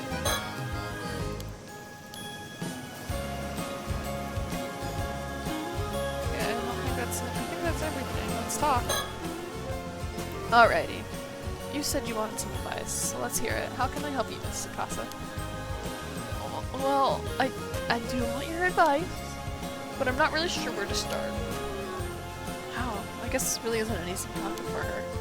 In that case, let me start her off with another topic to loosen her up. Oh, Tsukasa, that reminds me. Did you catch the 2 hours suspense drama the other day? Alright, you said you were looking forward to it. I didn't see it. Ma was watching a period drama. Darn, that actor you like had a good part. He turned out to be the killer though. Oh, I wish I could have watched it. You did just kind of spoil it though. I wish we had a VCR like yours. You can record music shows and watch them over and over, right? That sounds amazing. Not many houses on the island have one though. Yeah, I know, it's a bit of a luxury, but being able to record and keep TV programs is the best. It's the 80s, baby! You love TV way more than I do. It's great that you can enjoy it whenever you like. You really can't get enough of your TV. You think I watch too much? How much did you watch this summer? Oh well. I guess I'm pretty much always watching whenever I'm home. Nice. You should thank Old Man Wakamura for letting you watch as much as you want. We're hardly allowed to watch TV at boarding school. Even at home, I'm always fighting over what to watch with Mom. It makes it damn hard for me to keep up with the conversations at school, you know? TV's just got too much influence on everyone. Can't blame them either. It's pretty fun. Speaking of TV, I saw something on the morning news. Yeah, what happened? They said an Anama diver on the mainland went missing at sea. Yeah, I saw that too. I hope they find her safe. Apparently they're still searching, but it goes to show how dangerous being an Anama diver is. Power of the modern VCR, baby. I had a VCR in my room when I was a kid, but I was not born until the 2000s.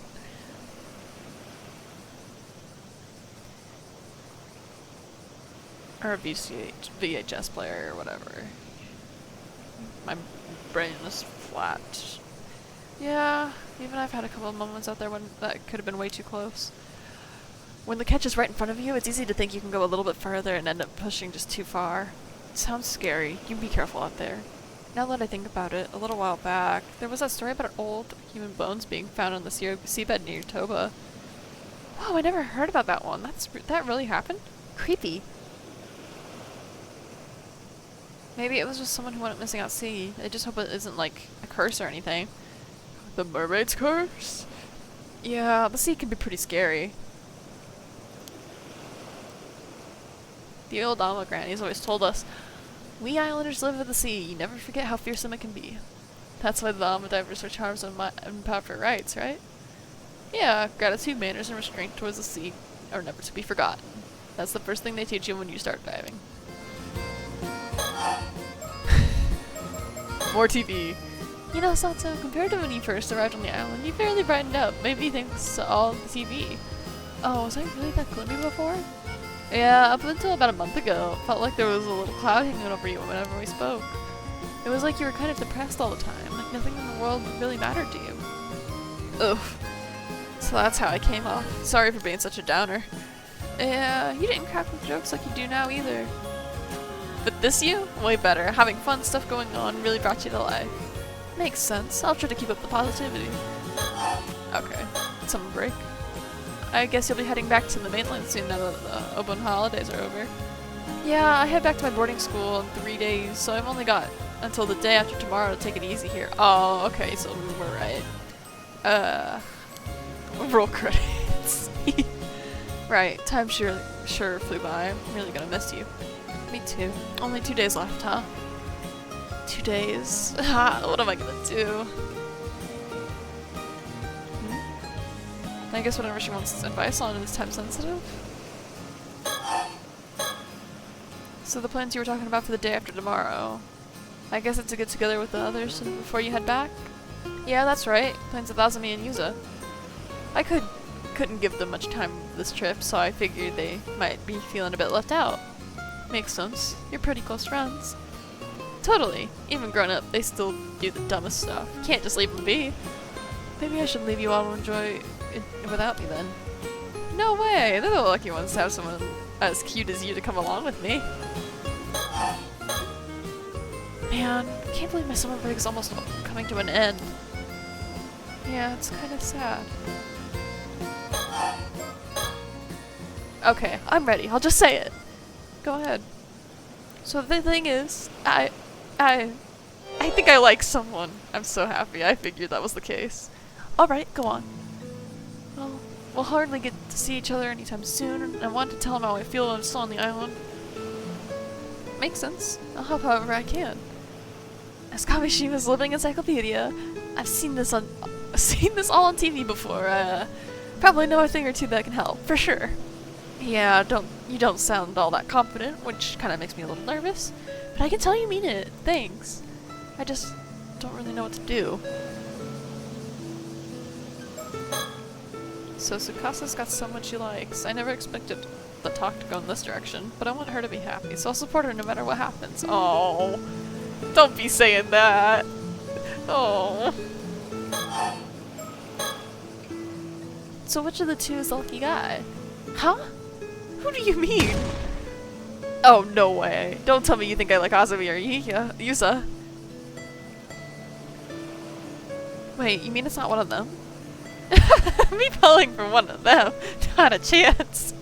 They're basically like brothers to me. I can never picture a romantic relationship with them. Oops. Sorry, I just assumed. I call myself a living, walking, talking encyclopedia and brag that I've seen it all on TV. But I guess I really don't know anything. Sorry, this is so embarrassing. I'm gonna go die now. Whoa, don't sweat it, really. No dying. But then, who is it? No point dragging it out, so I'll just tell you. It's Shitaro.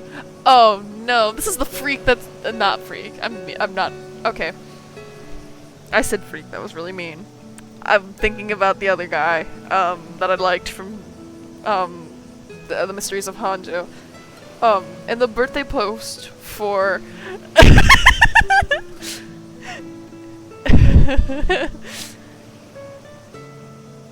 And the birthday post for Yutaro,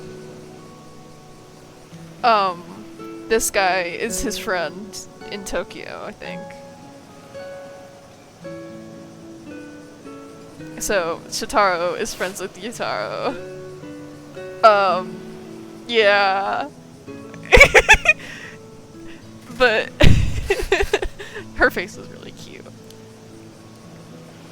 Mr. Wakamura's son, I see. He is sincere, smart, and pretty handsome. I can see why you'd like him. Right? He's back in visiting the island at the moment, but he usually goes to university in Tokyo. Yeah, that's why he's friends with Yutaro, that stupid motherfucker that hit the girl with his car. I secretly admired him for ages, but I always thought he just saw me as a kid. I figured he'd never be interested. Yeah, you're 17. This guy has to be like 20.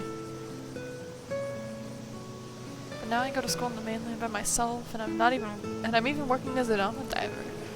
I think he might see me more as an adult now, more than before anyway. Yeah, that makes sense. So you want to let him know how you feel while he's still on the island. Maybe it's all just one-sided on my end, but I can't keep these feelings bottled up. Tell him I'm with you. 21. Yeah, there it is. Figured. No, don't do that.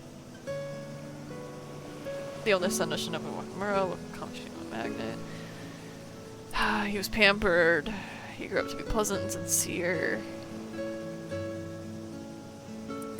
Although his father, Shinobu, wants Shotaro to inherit the influence and wealth, Shotaro has no intention of doing it. Okay, well he seems nice, but I know how these games work.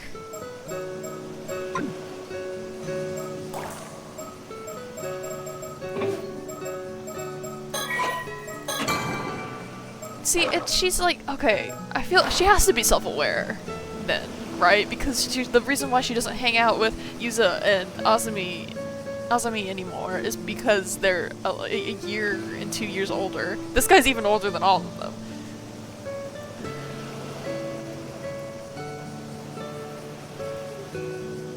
I don't know. Maybe she's lying. We don't usually interact that much. I have no advice to give. I want to tell Shotaro how I feel by the day after tomorrow. What do you think I should do? You're staying with the Wakamuras right now, yeah? Know anything about him that might help? Oh, I'm afraid Miss Encyclopedia might not have that kind of info. You don't have much info at all, do you? I mean, he's honestly not home most of the time, so there's a lot I don't know about him. I feel like he's always got something to do, checking in on folks all over the island. Like, I don't suppose you know if he has a girlfriend in Tokyo or anything. I'm afraid I'm not sure. Tokyo's packed with beautiful girls, right? A guy like him wouldn't be left alone for long. Well, from what I've seen, I haven't noticed him keeping in touch with anyone. Then what about what he likes? Something he'd be happy to get? Oh, let me think. Sorry, nothing's coming to mind. I really may as well just go die somewhere. Come on, don't say that. Thinking it through with me is more than enough. You've got to stop joking about dying like that. Yeah. Oh, Tsukasa, how about this? I'm pretty sure I can ask Shotaro to meet us somewhere. We'll organize it for that now, and we can plan from there. How does that sound? Ooh, sounds good. Thanks so much, Santa. I'm wary of him because he's, at least in promotional material, he's friends with Yutaro, and Yutaro's like kind of a dick. And I like Yutaro because I'm messed up. Oh man. So, we kicked around ideas the whole way back, but in the end, writing a love letter and handing it to him is the best call. That's the plan, yeah? Yep! Since way back when, the tried and true way has always been a love letter. A classic method, I like it! So you're heading out to dive tomorrow morning then, right? Yeah, weather's looking good. Alrighty, then I'll ask him to come out to the bay a little afternoon. Is that working for you? Yeah, I just need to have the letter ready by tomorrow. Hey, can you look it over before I give it to him? Of course, I'll fix it up even if it kills me. Thanks. I'll ride it even if it kills me too. I'm already so nervous. Hey, you two over there. Huh? Is that who I think it is? Ah, it is Shotaro. Oh well, speak of the devil. Hey, sorry to interrupt.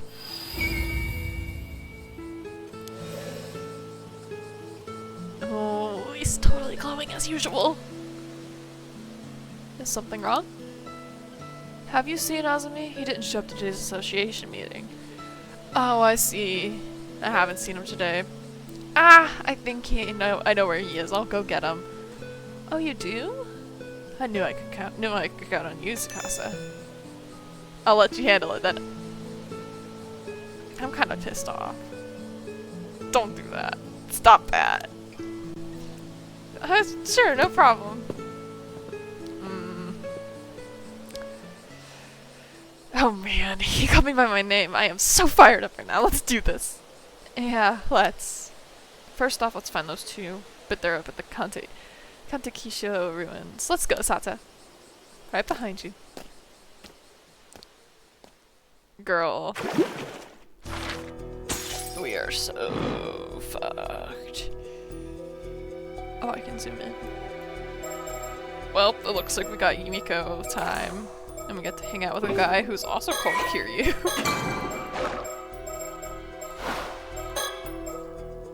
Yumikashiki and Sora Kiryu head to the coast of Futomiyagura after receiving a report about a strange corpse found there.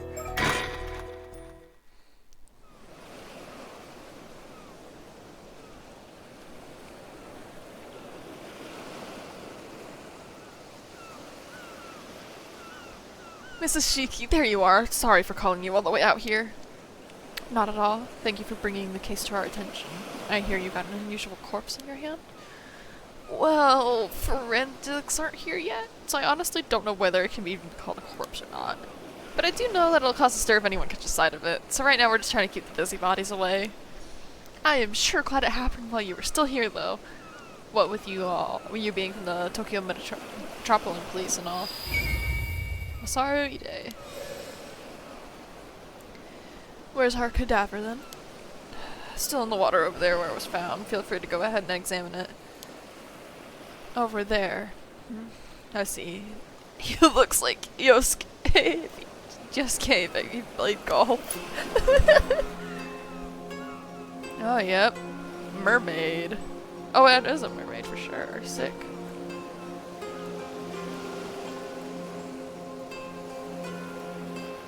Oh my god. He scared me. Oh, she has an ability. Oh, she has an ability. What?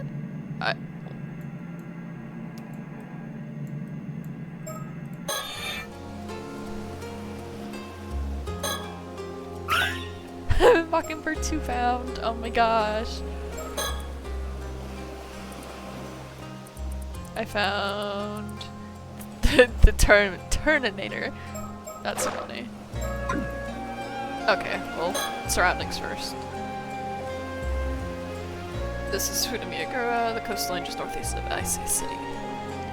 It's a pretty popular location for tourists, and there are several beaches nearby as well, so a bunch of people are milling around.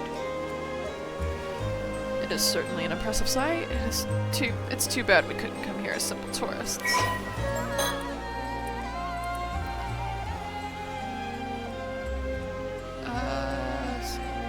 Futami Town, so that's the story. It has been since merged with Aisei City. Place of scenic beauty. It's one of the scenic spots in Japan. Look twice. That's so cool. And Aisei City.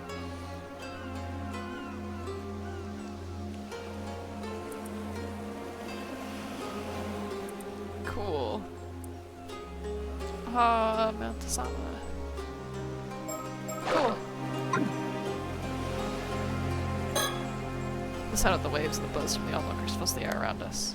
I suppose it's inevitable that the police being around would draw people's attention. I just hope it doesn't cause a commotion.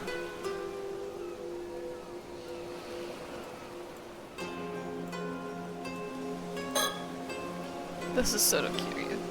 He's worked with me as my assistant for a long time now, although he usually makes his living as a psychic detective. He's not officially with the police, but with my assignments being what they are, he has special permission to accompany me on investigations. An independent psychic who makes his living as Japan's only psychic detective, Soto has no permanent residence, instead traveling throughout the country for training and resolving any metaphysical incidents he comes across. Something which eventually led him to gaining his current moniker within the industry. Although he has a calm and taciturn personality, he is possessed of a sharp mind. He is surprisingly sensitive by nature. However, this trait does not extend his mercy towards spirits and other phenomena, which he often ends up subduing by force. Curses. Oh my god. He has primary spiritual abilities. I see. Curses. The ability to use particular curses to inflict harm or otherwise negative effects on others. Effects range from forcibly binding the target in place to dealing fatal wounds. The stronger the curse effect, the greater the burden on the user.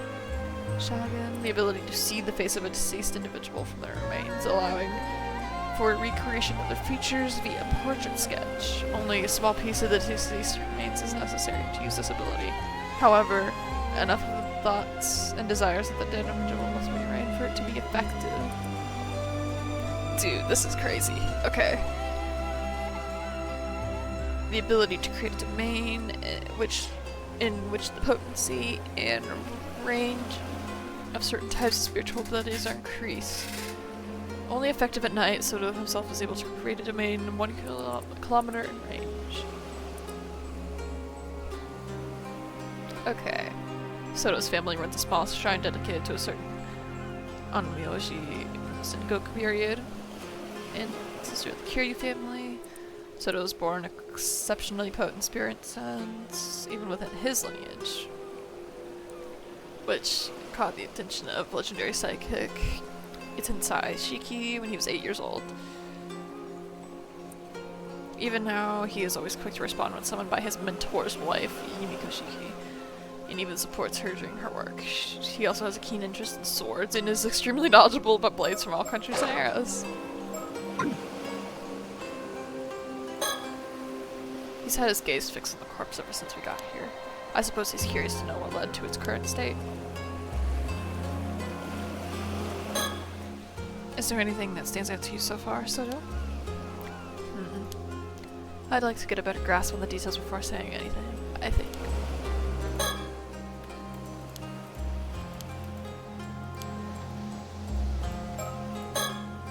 We originally came from Mie to Tokyo to investigate another case, but with so many other incidents occurring, I can't help but get this feeling something troublesome is about to happen. Detective Ide has been a huge help to us so far. We might be able to reveal some of our circumstances to him. Should we? The local police have the area closed off to make sure bystanders can't get too close.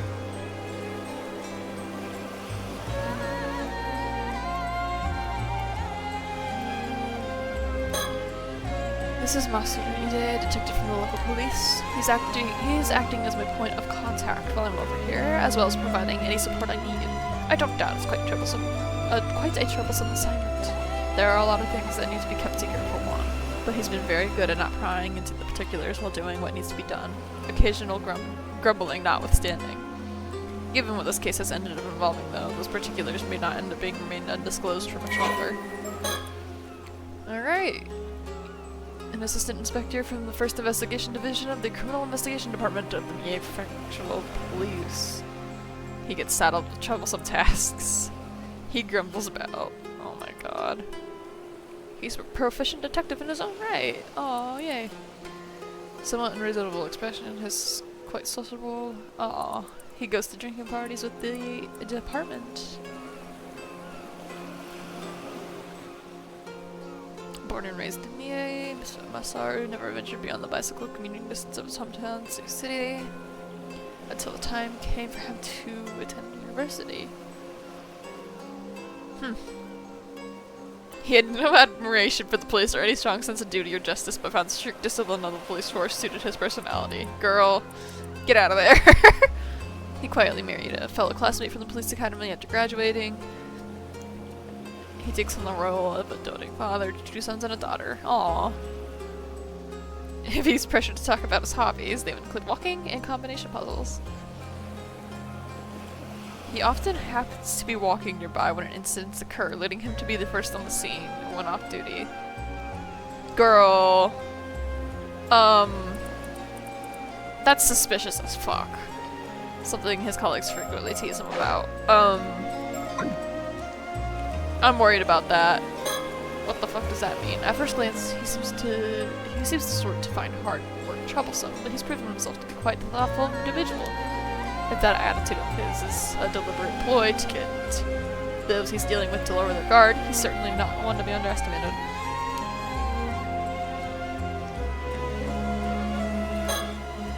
Do we know what the situation was when the corpse was found?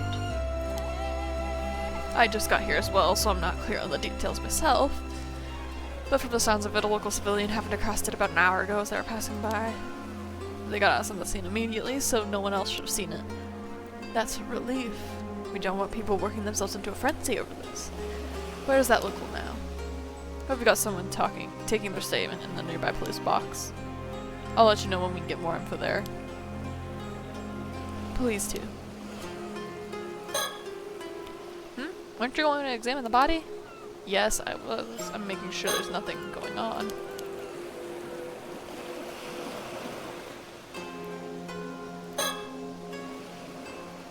That is sure mermaid.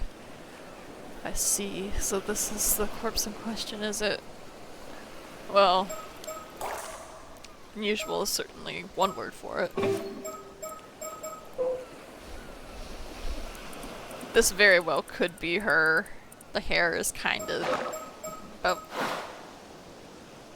don't know, same part, same length. It's all dried up now, almost like it's been mummified. But apart from that, it's pretty safe to say this is a mermaid, right? Or it's a hoax. Let's take a closer look at it.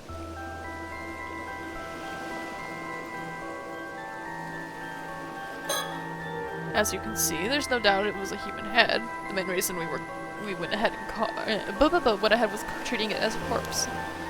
Makes sense. I can't imagine anyone would have seen a creature like this before, after all. If it really is a mermaid, wouldn't this be a pretty huge discovery?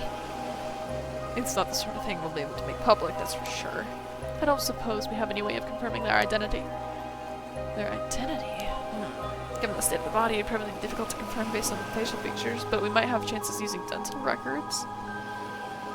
Though that would depend on if they ever had a dental exam. I see. That makes sense. It would seem like the fish half of the body begins from the shoulders downward. All the mermaids I've ever heard of have the fish half start from the waist down.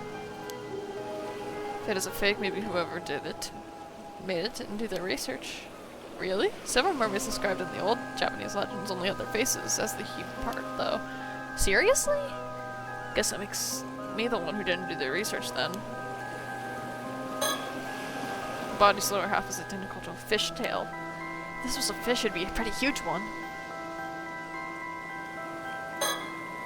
If this really is a corpse, I wonder when they died. I doubt their body would have ended up this desiccated if it hadn't been in the sea this whole time. You think there's a possibility they died, shriveled up in a mummy-like state, and then their body fell into the sea and got washed up here? It makes for quite the enigma, that's for sure. There's no sign of any external wounds. I can't see anything that could have caused their death, at least. Honestly, I'm kind of leaning towards it being some kind of fake. What do you think?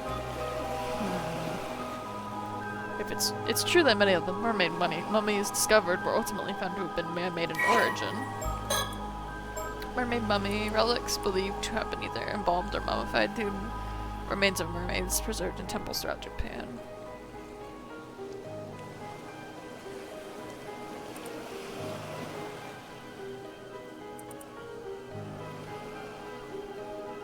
Wood fiber and paper.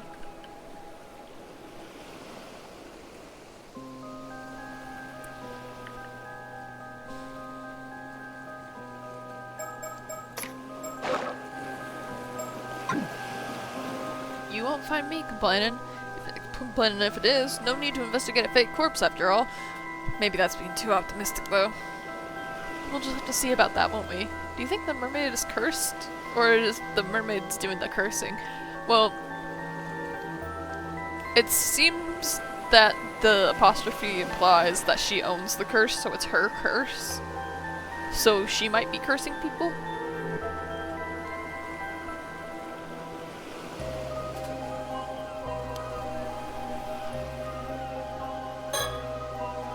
When I first saw the expression, I thought they must have died in unbelievable agony.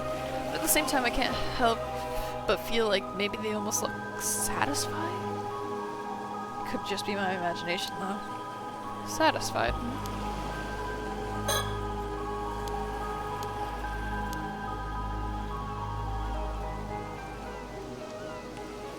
Yeah, that's all of it, it looks like.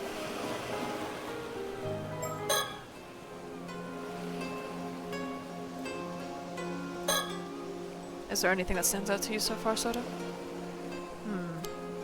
I'd like to get a better grasp on the details. Okay.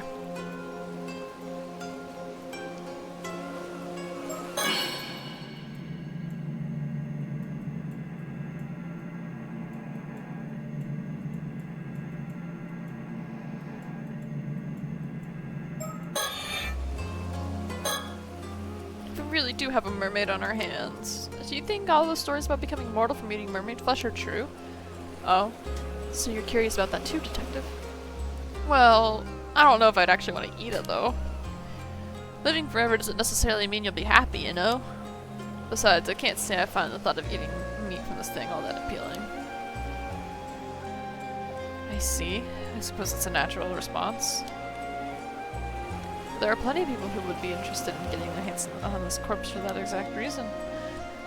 I can see that. We might even have people fighting over it if it gets out. All the more reason to keep it try and keep it hidden.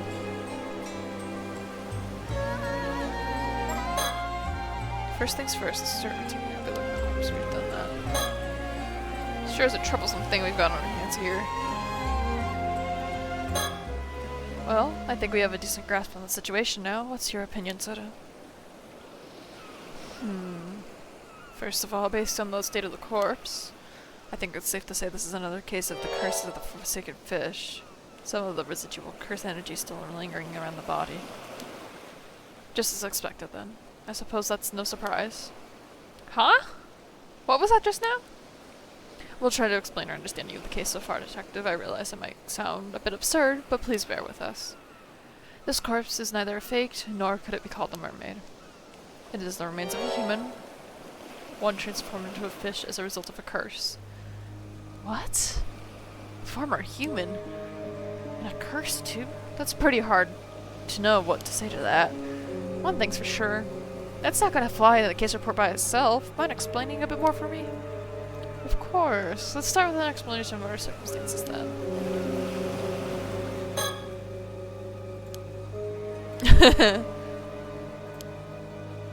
Ah, confound it. That's a funny face, I like him.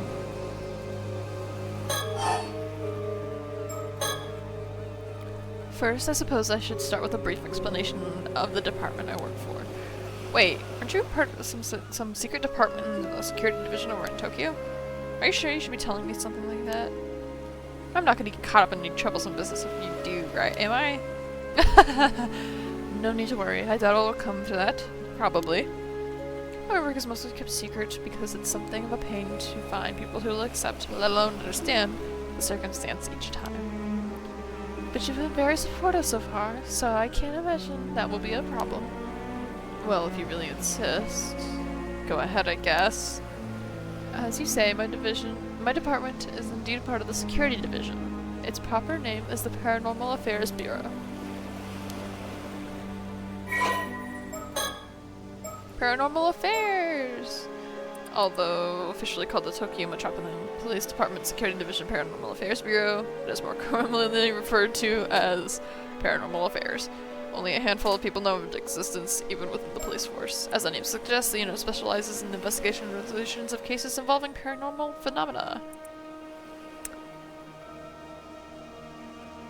5 members on the unit, including the chief. They utilize a network of psychic contracts across the country to assist with their cases. Their current chief of paranormal affairs is a man named Kiryu Nakagoshi. He's born to a family of psychics. Elusive figure. And it said that this is because he's the target of curses. His seat in the office is usually occupied by his familiar.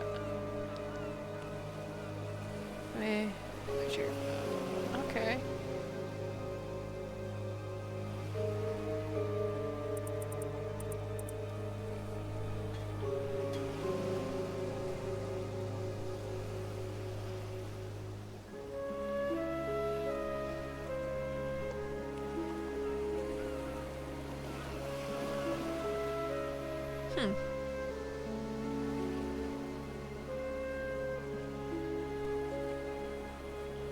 We do know about him.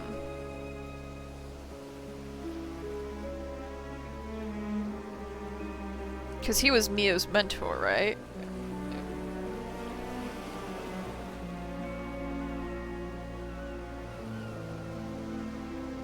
Our favorite psychic high schooler. This is him, isn't it?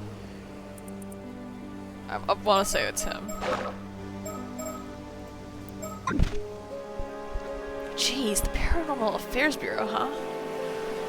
Well, if there really are cases of spiritual phenomena happening, causing harm around this place, I guess it's not that hard to believe there'd be some sort of organization to deal with them in the police. Precisely. I'm glad you're so quick on the uptake. Well, after seeing the corpse over there, there's not much else I can do but believe it, you know? Oh, does that mean you have a spirit sense or some sort of psychic powers? Not to any notable degree, I'm afraid. As I mentioned, I'm primarily a housewife. If you ask me, I would rather sort this all out and get back home to my husband as soon as possible. Right. Soto here was my husband's protege. When he used to do work as a psychic, though, he helps me out on my work I'm assigned to. Aww. I'm responsible for handling any spiritual work that comes up, yes. Spiritual work, huh? Hearing you say that like it's just another job really makes me feel like we're talking about just another industry entirely.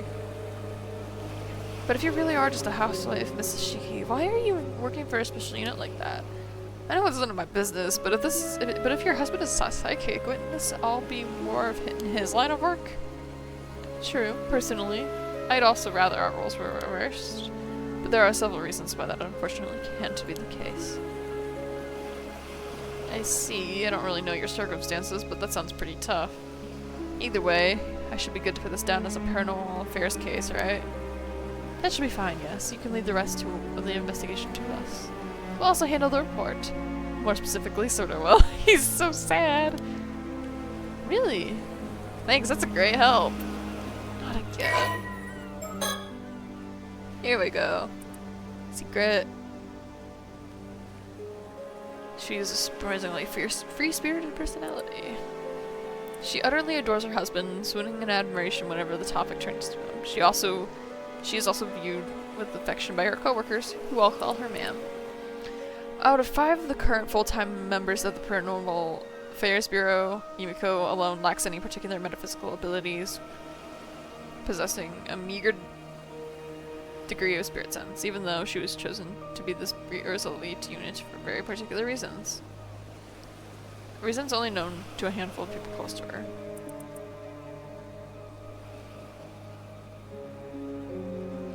There was once another member of the Bureau who had no paranormal powers to speak of, veteran police detective Setsuo Tsumi. Oh my god.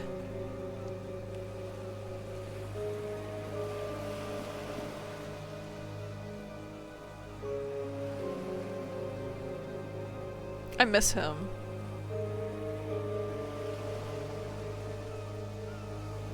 I do miss him. Remember him? One of the police officers that you... Oh my gosh.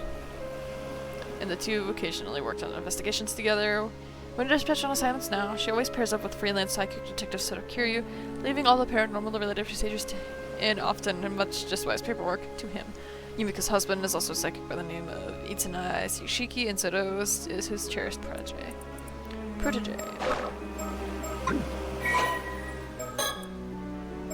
Psychic spirit sense.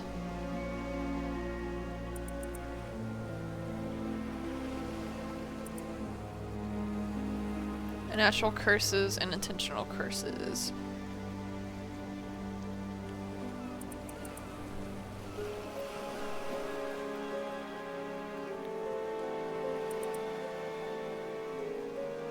Spirit sense is similar to a sense of smell.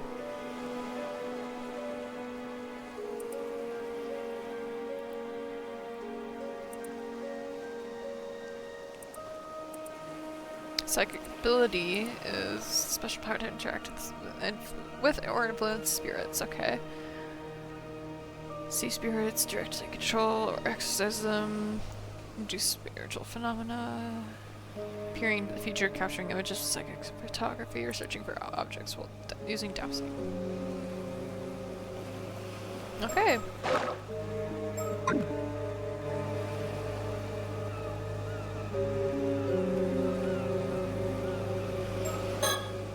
It seems the time has come to explain her circumstance. Okay. Well, she obviously has spirit vision to some degree. Ah! Alright, we got a lot of talking to do. So, does that mean you came all the way down to Mie because you knew something like this was gonna happen? Oh, that's awfully perceptive of you, Detective. I suppose you could say that, yes. At the very least, the situation hasn't come as a huge surprise. Ah, if that's the case. Was the body from the other day one of those cases too? Unlocked a new chapter, and unidentified skeletons. Yay. It was indeed, yes. Seriously? That does sound like a pain to deal with. I bet our chief knew all about this when he assigned me to the case. If it lessens the burden, Detective, you've been a great help to us so far. I don't mind the occult stuff, so I've been asking all these questions out of curiosity. But it's probably best if I don't get too involved in all this paranormal business, right? You must have good reason for keeping it under wraps after all. I think that would be wise, yes. Still, I never would have thought that there's a curse out there that can turn people into a fish. And it only half worked, so the victim ended up looking like a mermaid. That's bound to cause misunderstandings. The curse is originally meant to turn a person's whole body into that of a fish, you see. But the victim died before the transformation was complete, so it stopped before it could reach that point. The vast majority of mermaids discovered over the years were either man-made fakes or victims of the same curse. I see. To be honest, part of me was kind of excited when I first saw what it looked like. I thought that it might mean there really are mermaids out there, you know? Exactly like the ones you hear about in stories. I'm afraid we can neither confirm or deny things there. Oh, I get why you're asking about the corpse's identity now. It's because you realize they used to be human, right? That's right. Very recently, too. The transformation likely happened yesterday, or even earlier today. What? That recently? Someone could really end up in a state like this just after a day? They certainly could. Seriously? These curses sure are scary. I'll get forensics to take a look when they get here then. Please do. This incident. The investigator in question has worked on paranormal affairs cases before, so they shouldn't need any explanation. Ah, right. The case from yesterday. Great. That should save us some effort then. Curse one day, mummified corpse the next. Sure is a scary world we live in. Yes, sir! You know, I sometimes find myself wondering if I have a bit of spirit sense as well. There have been times I've caught sight of strange things walking down the road at night. And when I looked into it later, I found that the place I walked by had been the site of an accident and the like. Oh, that might be the real deal then. That's definitely a possibility. I would advise not going too close to anything you see of that nature. It becomes easier for them to target you if they realize you're aware of what you see. Jeez! What would happen then? I guess I'd end up possessed or something? There is that danger, yes. In the event you are possessed, you may find yourself afflicted by headaches, muscle stiffness, hallucinations, memory problems, and impaired thinking are also not unheard of. Ugh. Headaches and muscle stiffness definitely ring a bell. I hope it isn't the work of some spirit. Do people have their personalities taken over when they're possessed too? It may be possible with spirits who had a very close relationship to their target, such as if they were siblings or parent and child. But you almost never hear of people being taken over completely. The negative effects I just mentioned are primarily caused by the two parties not being in sync. That's good to know, I think. Even if a spirit was able to successfully possess someone, it would only be able to pressure them to behave in ways that wouldn't be unusual for the invisible in question. I see, but in that case, there's no way of knowing whether or not you're behaving in a way of your own will or not, right? Exactly. Hence the prevalence of cases where people don't even realize they're possessed. Huh. So that's how things work there. As far as I know, I haven't been having any problems like that, though, so I think I should be fine. Ma'am. What is it? Perhaps I could use my Shagan ability and see if it produces any results. Ah, that's an excellent idea. I almost forgot we had such a handy trick up our sleeve. Shagan? What does that do? Patient, detective. You'll see soon enough. Alright.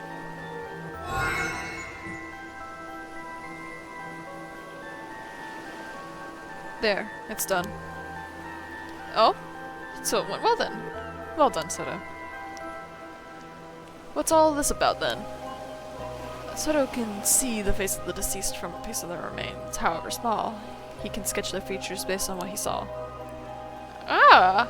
So that's how you got a sketch of the victim in that other case. An ability like that would be priceless if we could use it on the force, you know? Well, I hear it always doesn't work, so it's unfortunately not foolproof. So, what did our victim look like? Oh.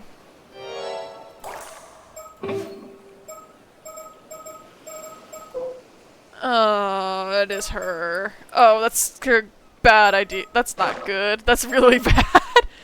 About that, I think it might be faster for you to see for yourself. That's her. That's not good.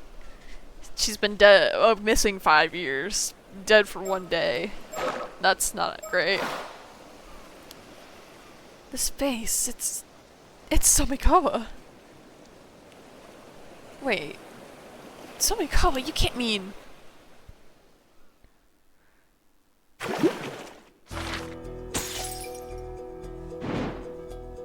And we have yesterday's. Goodness, okay. Let's see what the other remains are about.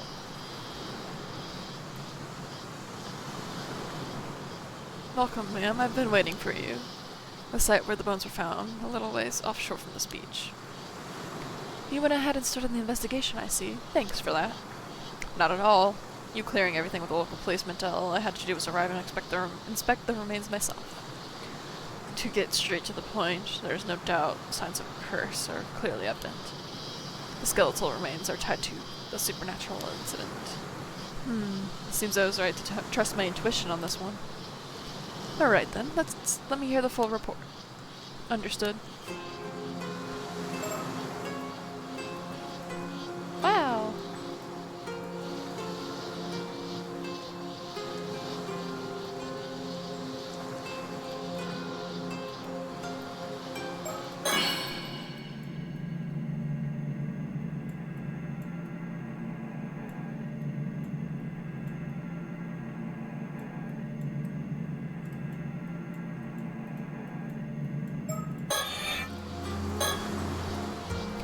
This is the town of Ishika in Tokyo City. The area is a historic place known for its Ama divers. Oh, I know it well. It's also famous as the filming location of one of Japan's most well-known monster films. I wouldn't know about that myself, ma'am, but you seem unusually well-versed in that area. Those old tokusatsu films are the best. You should watch them for yourself, Soto. As you wish, I will look into it. Awesome! Very cool. And Tokyo City.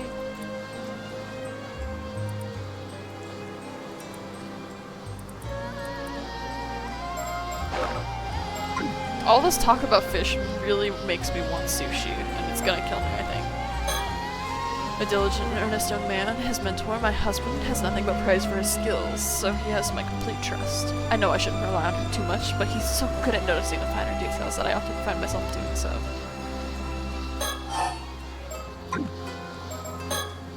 I had already planned to come here to Toba Mie Prefecture, dealing with Soto on another case, but the news of the skeletal remains being found in the area caught my eye, so I sent him ahead to investigate.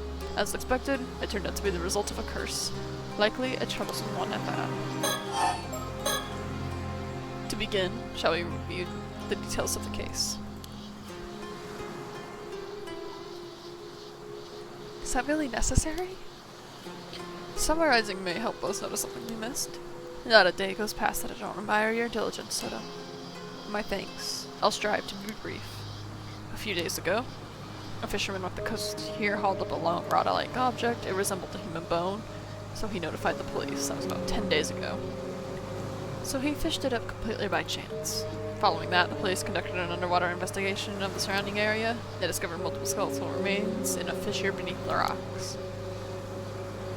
All the remains are severely deteriorated, with each being several years to several decades old. As a result, forensics struggled to identify the victims. There was just too little to go on. Only fragments of the skull remained, so facial reconstruction was apparently not possible. Hardly surprising in such a state. Still, with your ability, we hardly need facial reconstruction, do we? Indeed.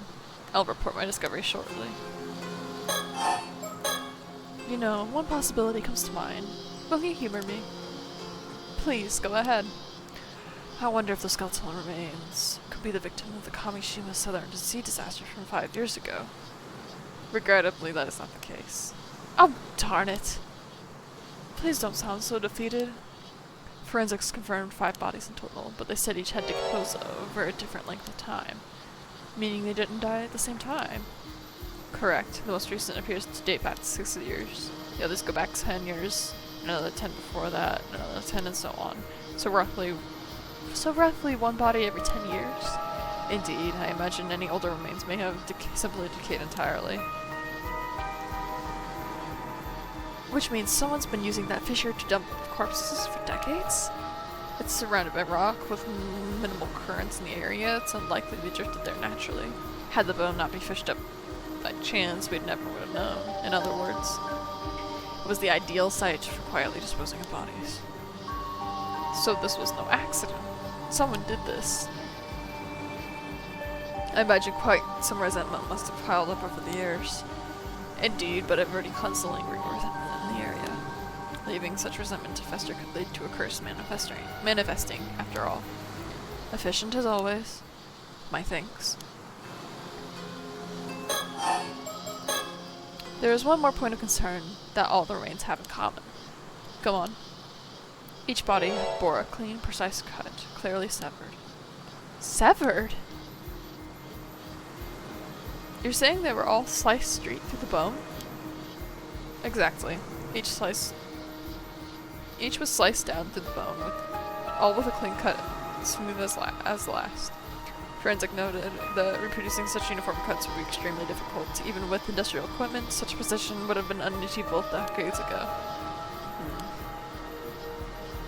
One possible explanation is that a master swordsman, wielding a razor-sharp katana, cleaved each of them in a single stroke.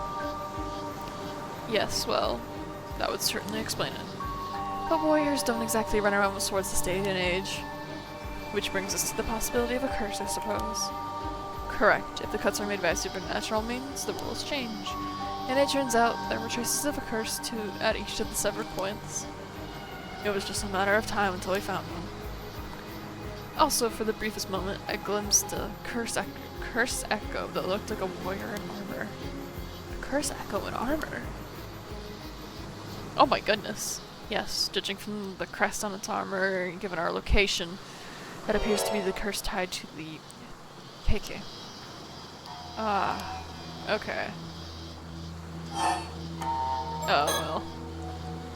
I'm not too sure.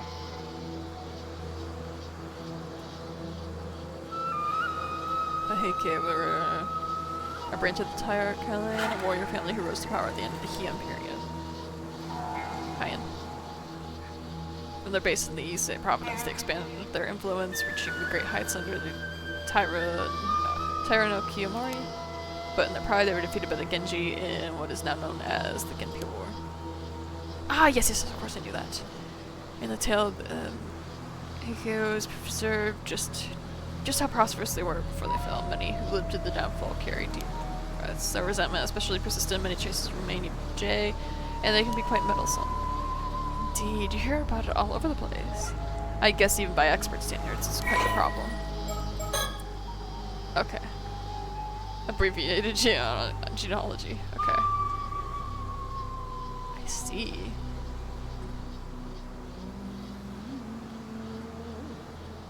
Do we know anybody with these names? Basically anything ending in Mori?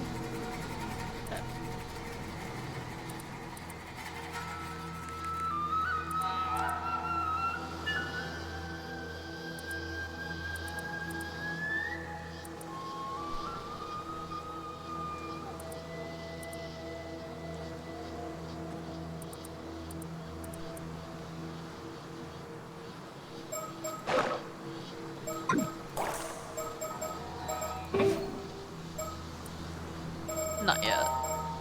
We're gonna have somebody with Mori in their name, and I'm gonna go, whoa! What's more, the katana that the curse echo carried, I believe it may have been the famed blade Nukimaru. Nukimaru? Yes, a blade passed down through the Heike, once wielded by Taira no Tadamori.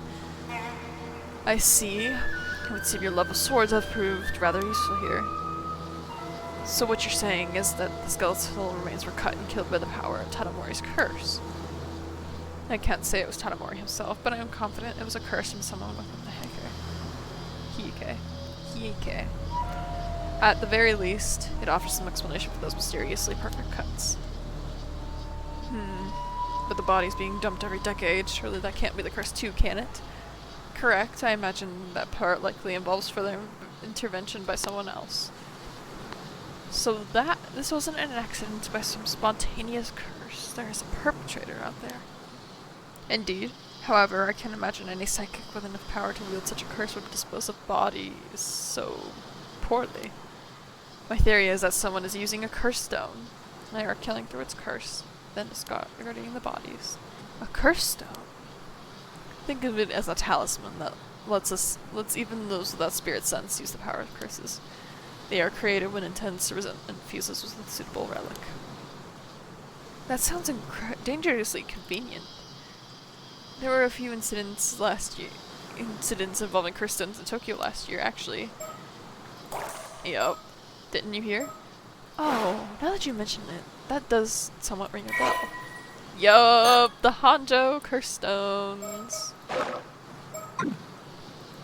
So in short, whoever's behind this possesses a stone imbued with the Heike's curse. They use it to kill someone roughly every decade, dumping the body into the sea. Yes, that aligns with the evidence. Thank you for the summary.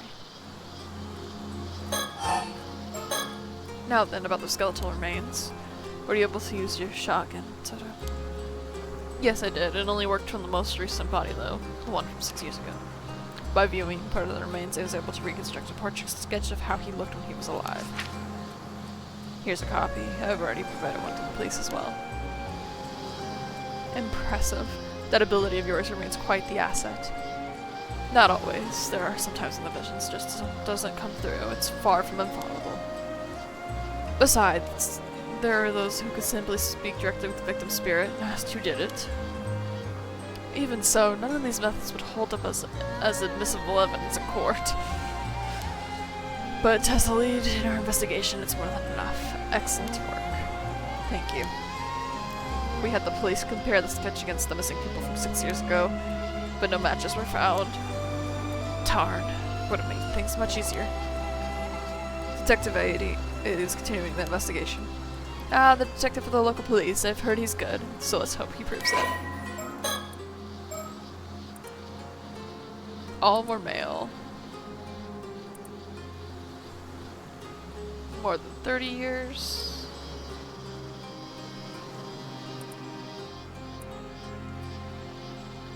Okay.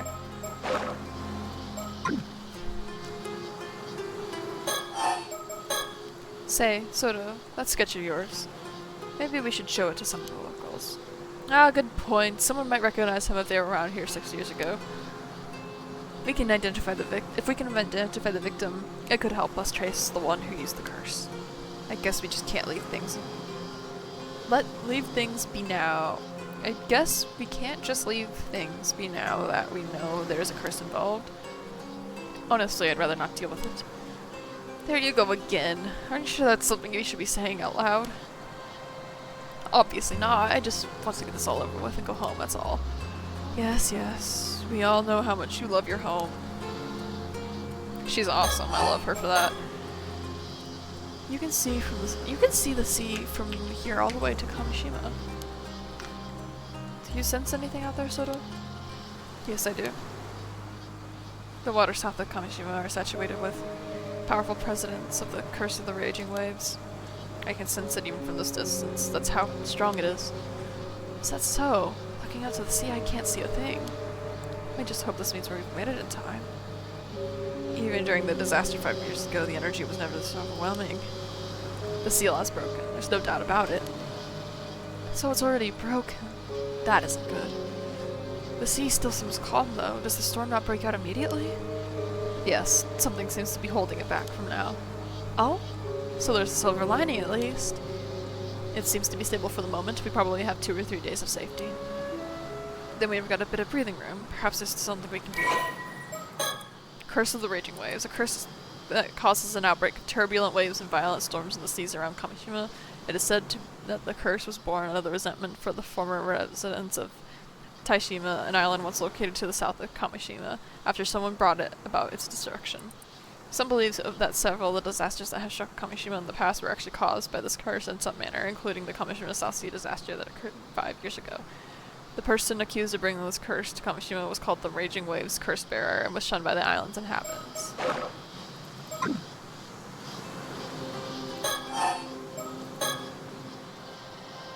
I hope we can do something about the curse of the Raging Waves while it's still being held back. Yes, but despite all efforts, we still haven't found a way to lift the curse. We may have quite a struggle ahead of us. So that's really the heart of the problem, isn't it? And we have no idea where your ancestors' keepsake is either. I apologize on behalf of my family. Ma'am, behind you. Behind me? I don't want to turn around. Oh, it's... Huh? Oh, that's scary. I don't know.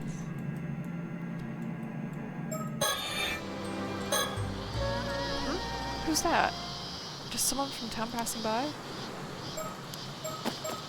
There she goes. Ah, she bolted. Her hair's brown. Never mind. So this is the woman that we just found in the water. Soto, after her. On it. Hey, stop! Let me go, I didn't do nothing wrong.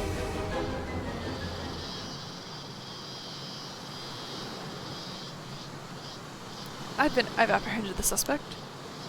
Good work. Sorry for the rough handling. Mind helping us out a bit?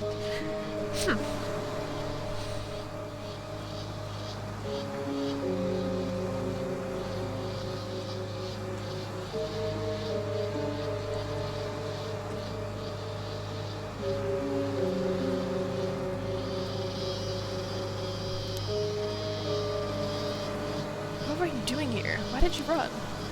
What? Don't get smart with me. You're suspicious. You're the suspicious one, sneaking around, poking into things. You think folks won't be wary with you shady types like you wandering through town? I see. Sorry if we gave you a scare. We're with the police. Nothing shady here. You're with the police? Seriously? You've heard about the skeletal remains found nearby, yes? That's what we're looking into. You don't look like police. Say, do you live around here? There's something I'd like you to take a quick look at. Do you recognize this face at all? We believe he may have been around here about 6 years ago. Huh? Nope. Don't know him. I see. Then could you point us in the direction of someone who might know about people coming and going in town? No idea. Ask whoever you want. Can I go now? I've got nothing to do with this. Don't know a thing. Alright, sorry for holding you up.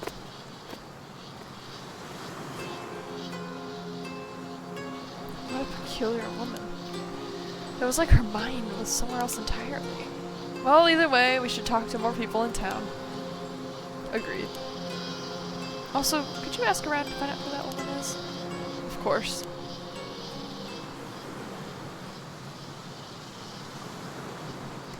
Several hours later. Ma'am, I've learned a few things. Excellent, let's hear it.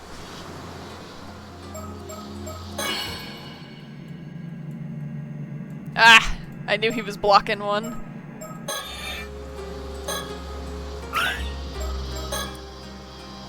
Which mockingbird was this?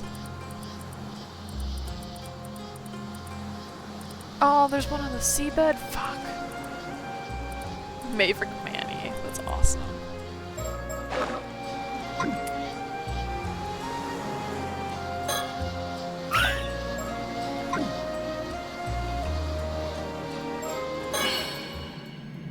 I didn't miss anything here though, did I?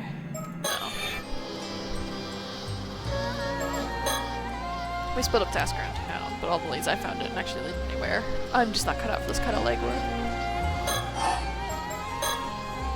I showed the sketch of the victim to several townsfolk, however it would seem no one here recognized him at all.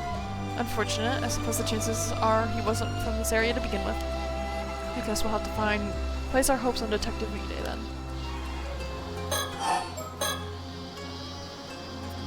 You don't suppose we might be working with a bad sketch here? You needn't to worry about that. I'm confident in the likeness. It should be a near perfect match. You're right. I'm sure it's close. I'm sorry for doubting you. I also asked around about the woman we encountered earlier. Apparently, she isn't originally from this town. Oh, is that so? Indeed, apparently she wandered into town about 5 years ago. She's been living alone in this cheap rental apartment on the outskirts of town ever since. When she first arrived, she had nothing but an old wooden box, which she was clutching as if it was very dear to her. Nothing but an old wooden box? Supposedly she used to work as an alma diver. Okay, it is her. That is Mama, isn't it? Around when she first moved here, she'd occasionally go diving for fish. But these days she keeps to herself and no one sees her diving anymore. No one really knows how she supports herself, and many of the islanders find her unsettling. Perhaps she fled from something and moved her life here. That was suggested, yes, but she's never spoken about her past, so no one knows for sure. Although, according to her landlord, she's never been late on rent, and she's never caused any problems either. Still, it seems odd that she gets so worked up about strangers coming into town. It doesn't seem like she's in any position to be worrying about that. You think she might be hiding something? It's possible. Her attitude changed the moment we said we were with the police. Perhaps she was keeping watch over the coast where the bodies were dumped, waiting to see if someone showed up. Right, I mean, the most recent body is from 6 years ago, and she arrived in town 5 years back. The timing was rather suspicious when you look at it like that. We'd best keep an eye on her. Agreed. Were you able to get her name? Apparently her last name is Sumikawa, but I didn't manage to get her first name.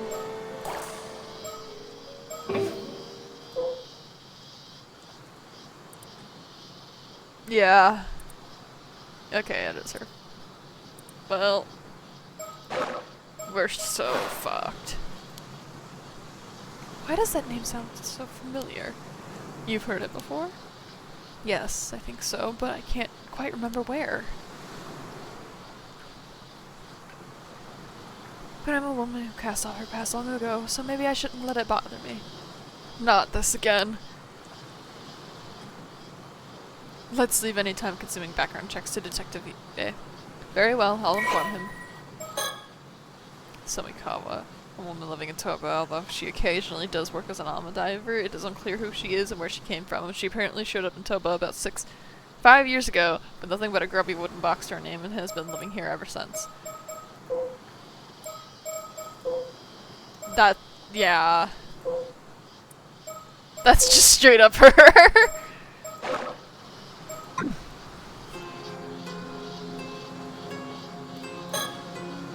port and town center are down that way, so this area is technically the outskirts. It's a quiet town, so a stranger loitering here would definitely attract attention. That's a good point.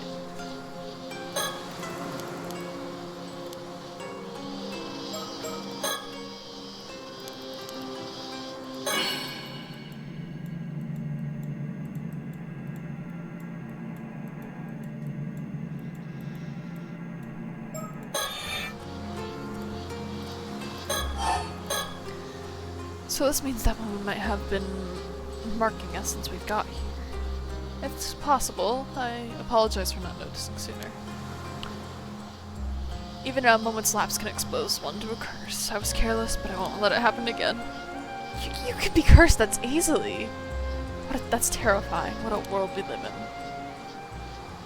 That concludes all the information I gathered from my inquiries. That helps a lot. Thanks. Shall I summarize our next steps? Yes, I suppose we need to do something about all of this. Let's see. Regarding the unidentified skeletons, until we can identify the victim from the sketch, we have no other leads to move forward. I believe this is best left to Detective IED's care. And I think the same goes for that Samikawa woman from earlier. We'll have the Detective IED look into her. It's nice to have someone we can rely on. Agreed on that end too. In other words, we can safely leave the skeleton case to him for now. Yes, though we should remain vigilant regarding the cursed stones. Regarding our main objective, or the so-called Curse of the Raging Waves, without knowing how to lift it, there's not much we can do right now. I don't suppose there's a chance you'd be able to break the curse using brute force. You're quite good at that. It's certainly an option if worst comes to worst, but I can't say I have high hopes it would work. I guess it would be more realistic to try and find some clues about whereabouts of your ancestors' keepsake instead. Indeed, it is said that the item may hold the key to lifting the curse of the raging waves. But even the location of the map pointing to that keepsake has unfortunately been lost to time. Although the map was said to be hidden inside the model, instead of a model of a mermaid mummy, one rumor says it was sold overseas during the Edo period. Doesn't sound too promising. If we can't find it, I guess we're back to trying to break the curse with brute force. But even to consider that route, we need much more intel from the island, which is why we need to head to Kamishima. And at the very least, advise the locals to evacuate. Yes, hopefully someone of influence there will believe us about the curse of the raging waves. Is something wrong? No. I just spoke. It just seems like one of the islanders I spoke with seems to be calling me over. Something may have happened. I'll go find out. Please do.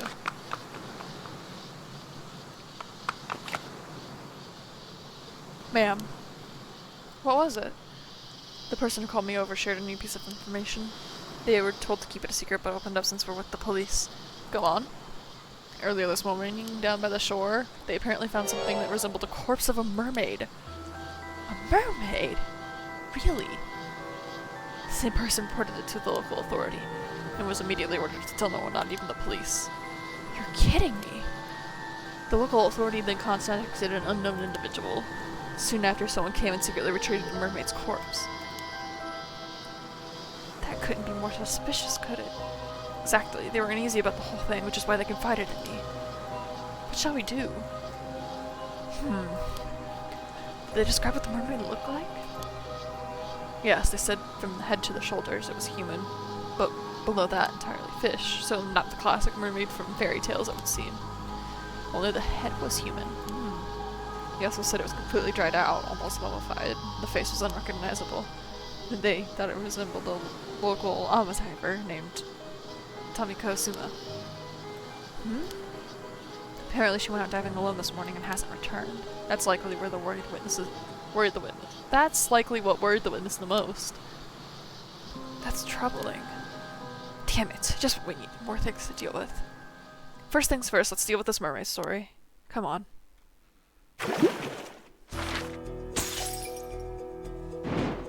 Oh my gosh. Okay, that's probably where we should leave today, because I am dying. I know we have like 20 minutes left, but oh boy, we got a lot done.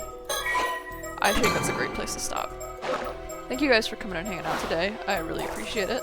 We will pick this up Friday and Saturday next week, I believe. Don't think there's no reason for us not to.